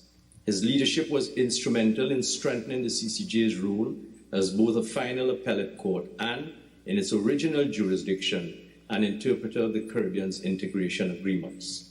He championed initiatives to ensure that justice was accessible and equitable for all, regardless of social standing or geographical location. His advocacy for modernization within the court system introduced technological advancements that streamlined processes, leading the charge to improve the administration of justice throughout the Caribbean, thereby making justice for Caribbean peoples more accessible, efficient, and transparent.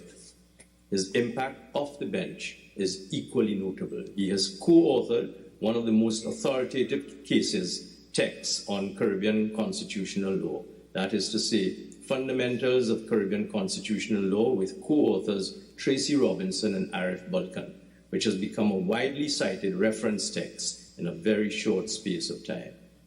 He has delivered countless lectures, speeches, and interviews in which he has been pains to point out, A, the independence of the CCJ from political interference, B, the ability of the CCJ through our own jurists to develop jurisprudence that is just as strong as anything from any other jurisdiction, and C, the need for us, as a Caribbean people, to take control of our identity. Adrian Saunders' retirement is an occasion to celebrate a lifetime of dedication and achievement. It is a time to reflect on the profound impact he has had on the Caribbean and to express gratitude for his service. In honoring Adrian Saunders, we pay tribute to a Caribbean man whose career embodies the ideals of excellence, integrity, and humanity. His contributions have transcended borders, leaving an enduring imprint on the Caribbean and beyond. May his retirement be as impactful and fulfilling as his illustrious career, and may his legacy remain a cornerstone of justice for generations to come. Thank you.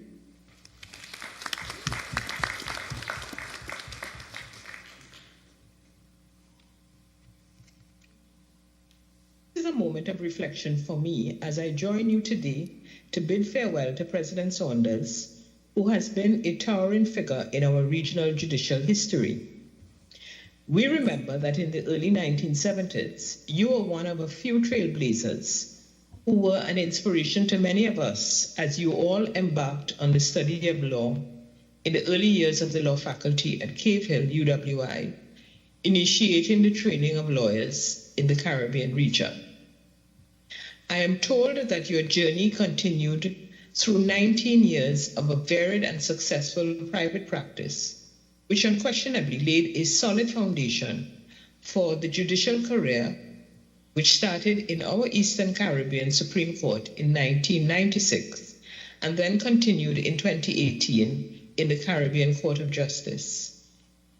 After nearly 30 years of unwavering service, marked by integrity, wisdom, and a deep commitment to justice, you are now stepping down from the bench. While we celebrate the closing chapter of an era, one defined by legal excellence, principled leadership, and a relentless pursuit of fairness, I am sure that you are looking forward to the start of a new chapter in a life which thus far has been well spent. Your career has been a masterclass in judicial dignity, energy, and courage. From your earliest days as a young lawyer, learning your craft, and then rising through the ranks of the judiciary, you have brought to the courtroom not only a brilliant legal mind, but also the kind of empathy and humanity that reminds us that justice is not merely about the law, but is essentially about people. My experience working with you on the RJLSC over the past nearly 6 years has been very positive. I have particularly appreciated your willingness to listen, your ability to build consensus while providing guidance from your experience and knowledge, which has benefited all of us who have been on the RJLSC. But beyond the court and the meeting rooms, you have worked tirelessly by your own actions and by your strong support for modernizing the judiciary, promoting access to justice, and supporting judicial independence, all of which efforts have left an indelible mark on our legal system and on all of us privileged to work within it. We celebrate today not just a career, but a legacy that will endure in the law books, in the judgments, and in the lives of the countless people whose futures have been shaped by your decisions. President Saunders, as you move into retirement, may you find the peace and fulfillment that you have so selflessly secured for others over the years. Whether it is time spent with family, writing, mentoring, or simply enjoying a well-earned break from the pressure you have lived with over many years, you should be assured that your invaluable contributions will not be forgotten and are deeply appreciated. Thank you for your service, your sacrifice, and your unwavering dedication to justice. May your next chapter be as impactful as the one you so nobly closed today. Thank you.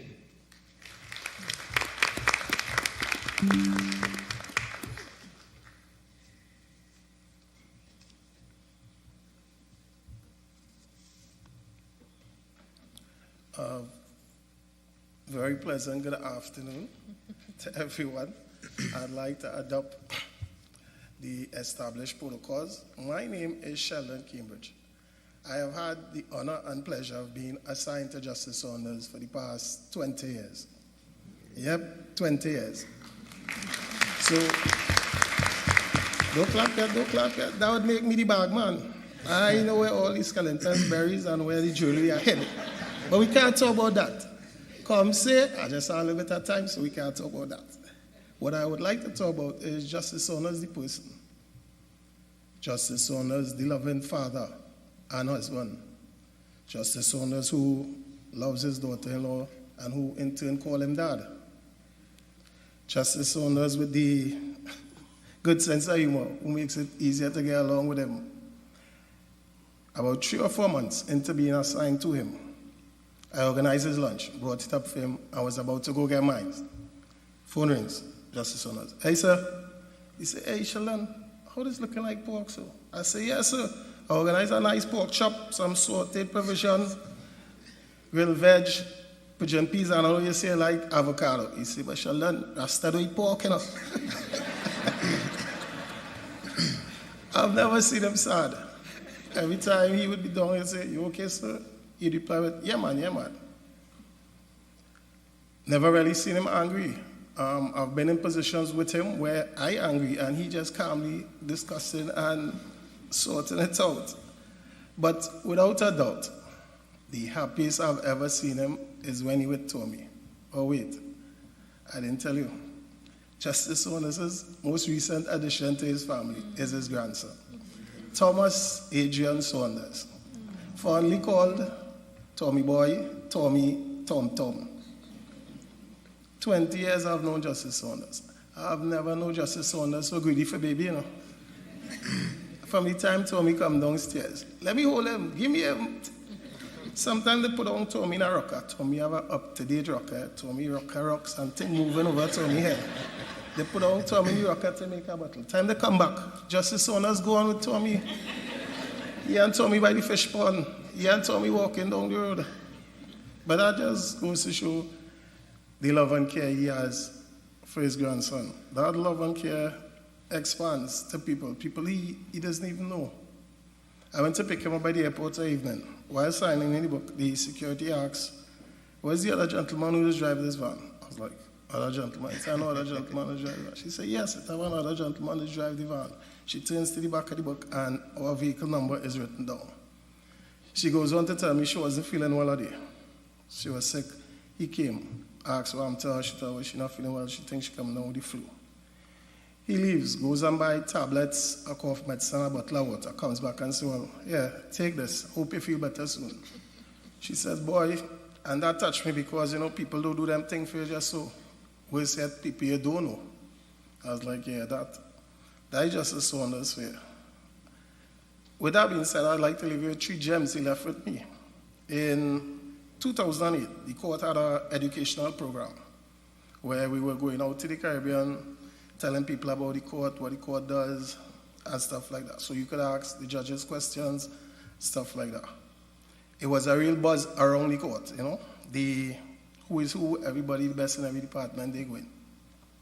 We came in the morning, the central on duty said, the IT manager wanted to see it. The IT manager at that time was Miss Cross. Special good afternoon to Miss Cross too, because Miss Cross is the one who paired us together. She said, "Well, 2 years get along, but it's only for 8 days. Don't get comfortable. It's the longest 8 days ever." So I set him up. I come back down. She tells me, "Well, you've been chosen to go Belize, and this is what we're doing. We leave in that time." So I leave in the office happy like Papi, about to go back upstairs and tell him, "Well, I get chosen to go." So I come out of office, take a sharp left, run into employee Fred. Employee Fred says, "Hey, how are you going?" I say, "Hey, good." He said, "I hear you going Belize." I was like, "Yeah." He said, "Yeah, Tom could not go, so they pick you." So, you know, I started to feel that way. Instead of going by him, I go and do my chores, then I go back up. I say, "Sir, I have something to talk to you about." No, Justice Saunders, once from time I tell him that, he stops what he's doing and turns, gives me his undivided attention. So for me, that means he can't go upstairs with nothing small.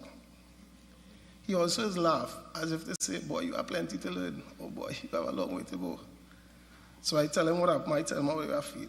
He laughed. He said, "All right, there are 2 ways you can look at this. You can say, 'Boy, they didn't pick me, you know, so I'm not going away.' Or you can take the opportunity and go and show them why they should have picked you first." I said, that's interesting.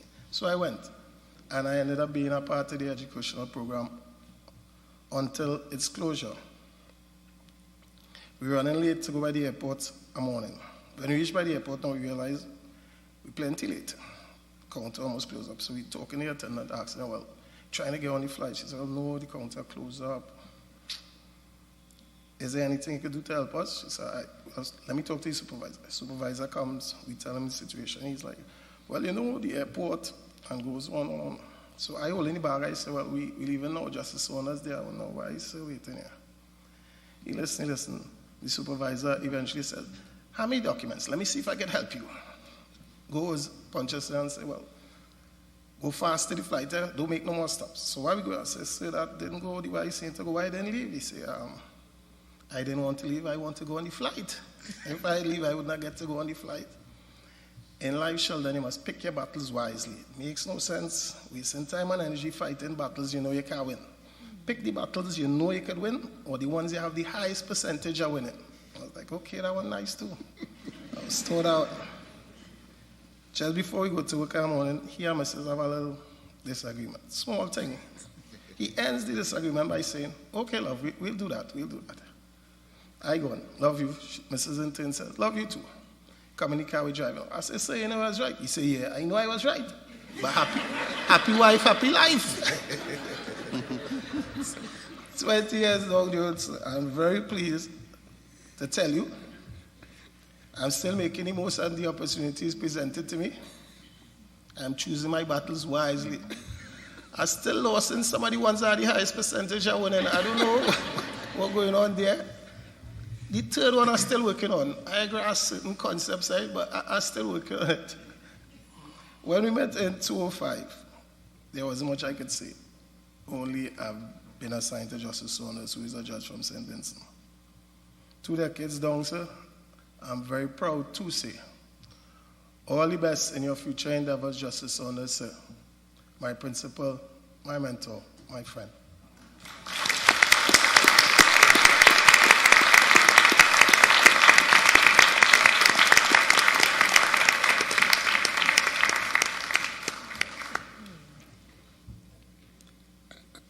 I have to confess to being completely overwhelmed by this outpouring of support from friends, colleagues, well-wishers, and past and current staff with whom I've had the great privilege to work. In particular, I'm extremely touched by the tributes that have been expressed, and I thank you all for making this day such a memorable one. One of the persons who I just happened to see and who I'm not sure was mentioned in the protocol list was my dear friend Patrick Robinson, the former president of the International Criminal Tribunal of Yugoslavia, and the recently retired judge of the International Court of Justice. Thank you so much, Patrick. Your presence means a lot to me. The remarks I've prepared can do no justice to the deep emotions that I'm experiencing at this time. Actually, when I was advised that these proceedings were going to be held at this very spacious venue, I cringed because I know the enormous effort entailed in organizing an activity of this nature at a time when our staff are already stretched with myriad 20th anniversary commemorations. Nevertheless, I cannot thank you all enough for celebrating with me my judicial career in this fashion. In particular, I express my gratitude to all those who spoke today, to Justice Anderson for chairing these proceedings and for his very warm words, to those who traveled from overseas to be here, and also those who, over the last few weeks, have sent me messages of solidarity. I will forever treasure all the very generous sentiments expressed. On occasions like this, I remember Thomas Saunders, not the 4-month-old baby, my father. He used to be a primary school teacher, a career he commenced at the tender age of 14. Back then, some schools employed what they called pupil teachers. You both taught, sometimes persons older than you, and you were also trained. By dint of hard work, self-study, an extremely curious mind, and a wonderful wife who, like him, was an ardent believer in public service, he progressed through the ranks and was later elected president of the St. Vincent Teachers Association. In 1954, the year he was born, he publicly called the attention of the governor to the deplorable salaries and working conditions of the teachers. After exhausting all means of reasonable redress, the association went on a 3-day strike, a historic first in St. Vincent and the Grenadines. The colonial authorities grudgingly addressed some of the concerns of the teachers, but they adopted punitive measures against their leader. My father was removed from his post as headmaster of a newly built prestige school in Kingstown and transferred, some might say banished, to a rural area, a rural school. The period before, during, and just after the strike was an extremely stressful time for my mother. Later in life, she told me that her breast milk dried up entirely, and she was forced to put me prematurely on formula. Some of the speakers today have alluded to my passion for justice, for fairness, for democracy, for decolonization, for self-determination. I would like to think that some of this comes from the example and experiences of my parents. But naturally, there have also been other influences. I got into law by pure happenstance and good fortune. In my sixth form at secondary school, I desired to continue my studies at a tertiary level, but needed financial assistance to do so. The Canadian government was offering scholarships to the University of West Indies. Before you could qualify, for one, you naturally needed to apply and to indicate your proposed course of study. Beyond desiring to leave St. Vincent to study something, somewhere, I had no clue what I wanted to do with myself. Law was the farthest thing from my mind. I vaguely recall my mother saying that her father, an extremely devout Roman Catholic, often mused that there were no lawyers in heaven. When I applied for the Canadian scholarship, the UWI resident tutor noticed that I had left blank the field on the form that required the applicant to stipulate a course of study. When he questioned me, I told him I didn't know what to put. He said, well, why don't you put down law? They've just started a law faculty in Barbados. I shrugged and said, fine, put that down. I believe Grandpa would have forgiven me. He had long since passed on, and I would like to think that among the people he came across in the great beyond, not a few were lawyers. Of all the lecturers I encountered at Cave-Hill, the one who made the greatest impression on me was Telford Georges. Only 6 or 7 of us students signed up for a novel course specifically devised by him and aptly called Citizen and the State.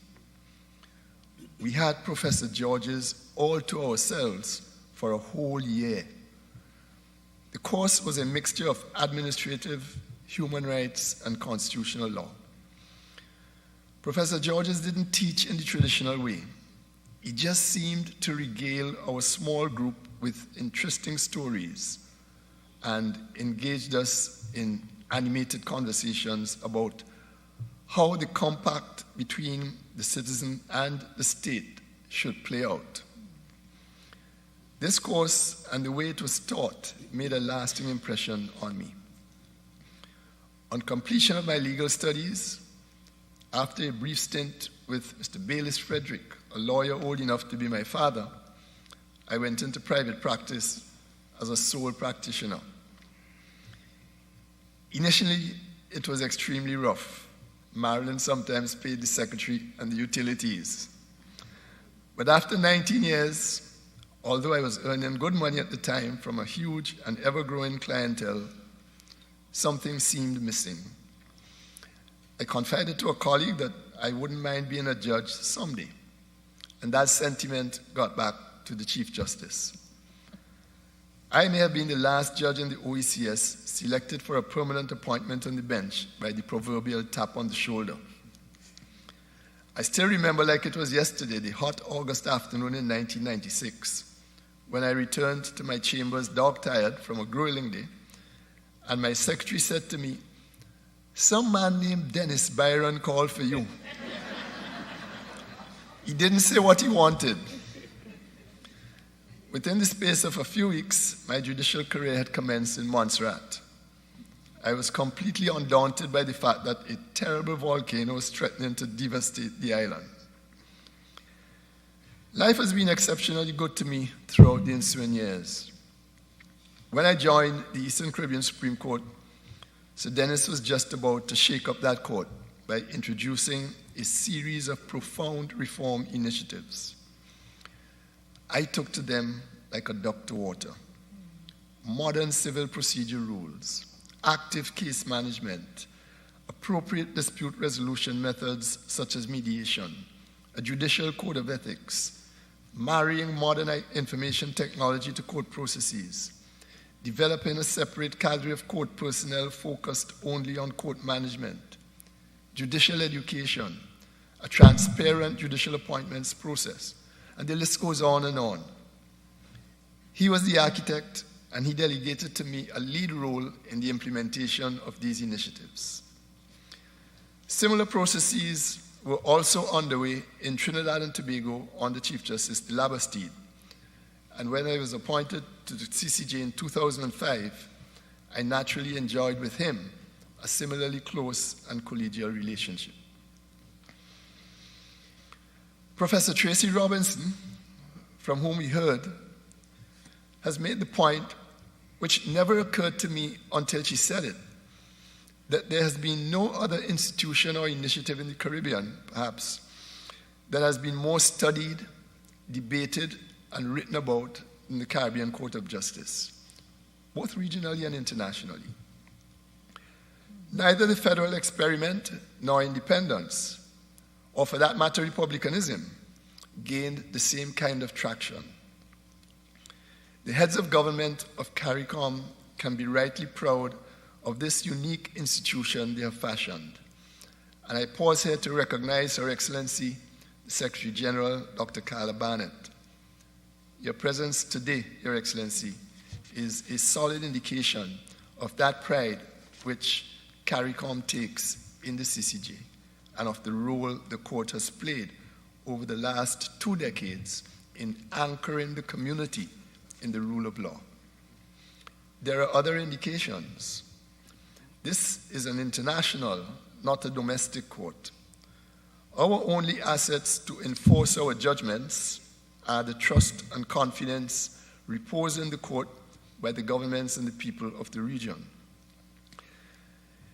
If you wish to know the true opinion of CARICOM states about the Caribbean Court of Justice, don't count the number of states that have acceded to the appellate jurisdiction.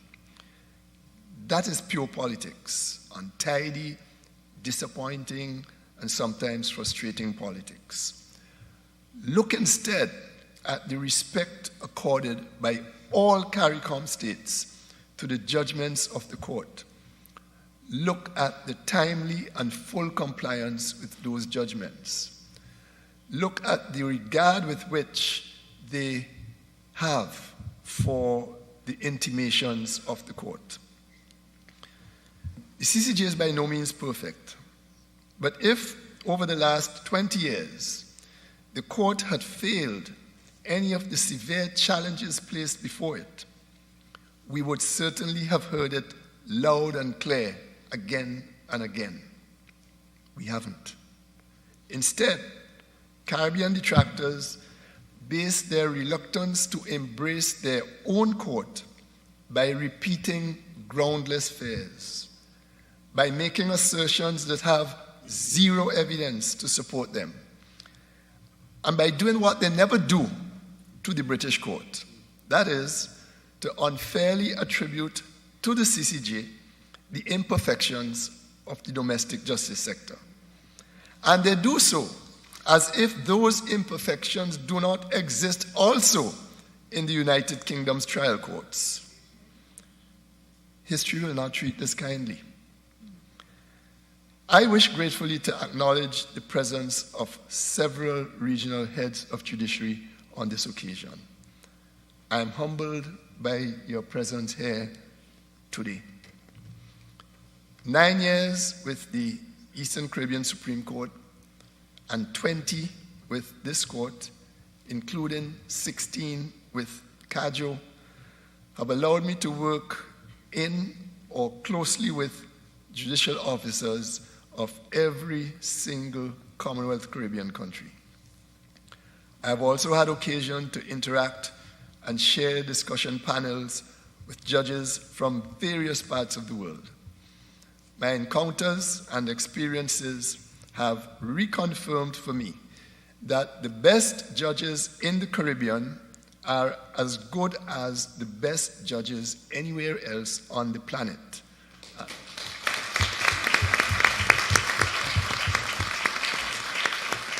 we fail to appreciate this at our own peril. Among the staff and colleagues who have made my professional life easier and kept me grounded, it is difficult and probably unwise to begin singling out anyone. But it would be absolutely remiss of me if I failed specifically to mention Ms. Deborah Gibbs and Mr. Sheldon Cambridge.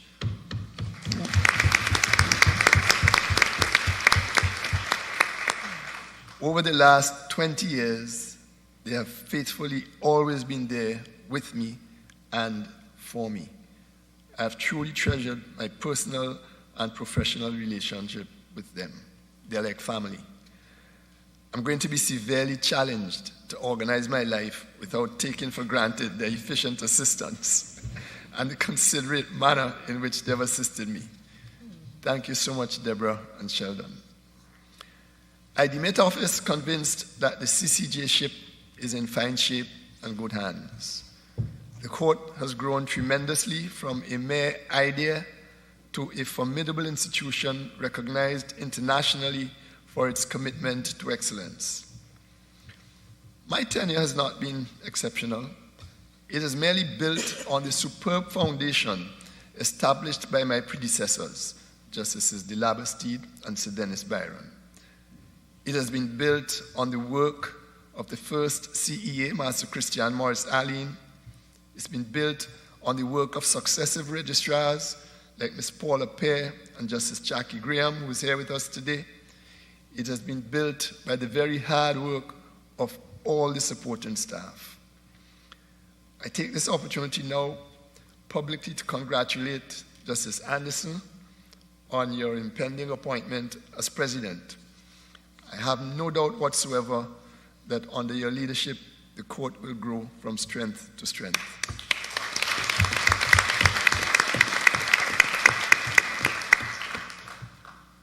I also acknowledge the deep and abiding support I have received, particularly since I became president, from all the judges of the court. Thank you so much for your support and loyalty.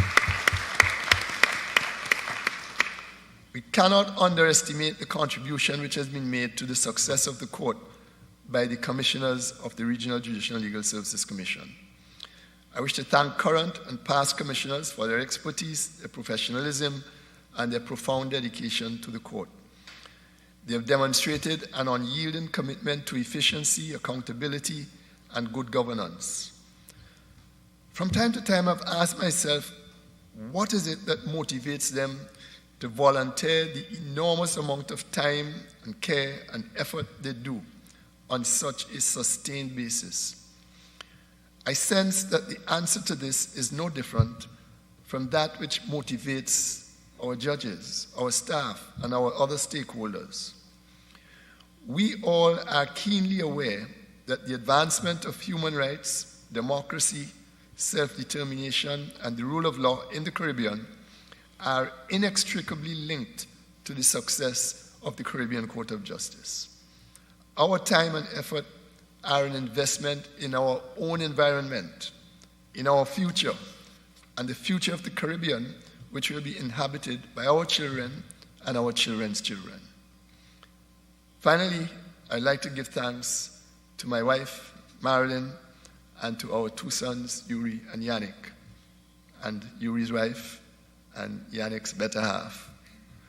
My judicial career was built on the several tremendous sacrifices they've incurred for my sake. Without your unwavering support at every turn, my career would not have been what it was.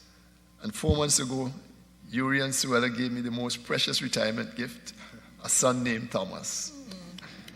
Colleagues, friends, it has been a long morning and I've exceeded my time.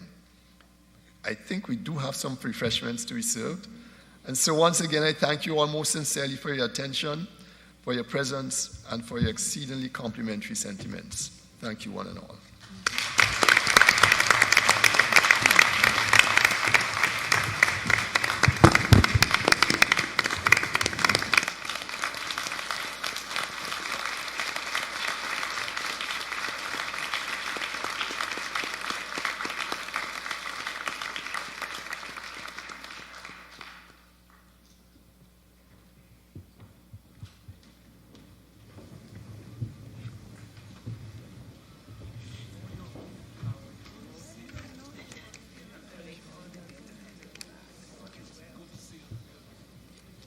All rise.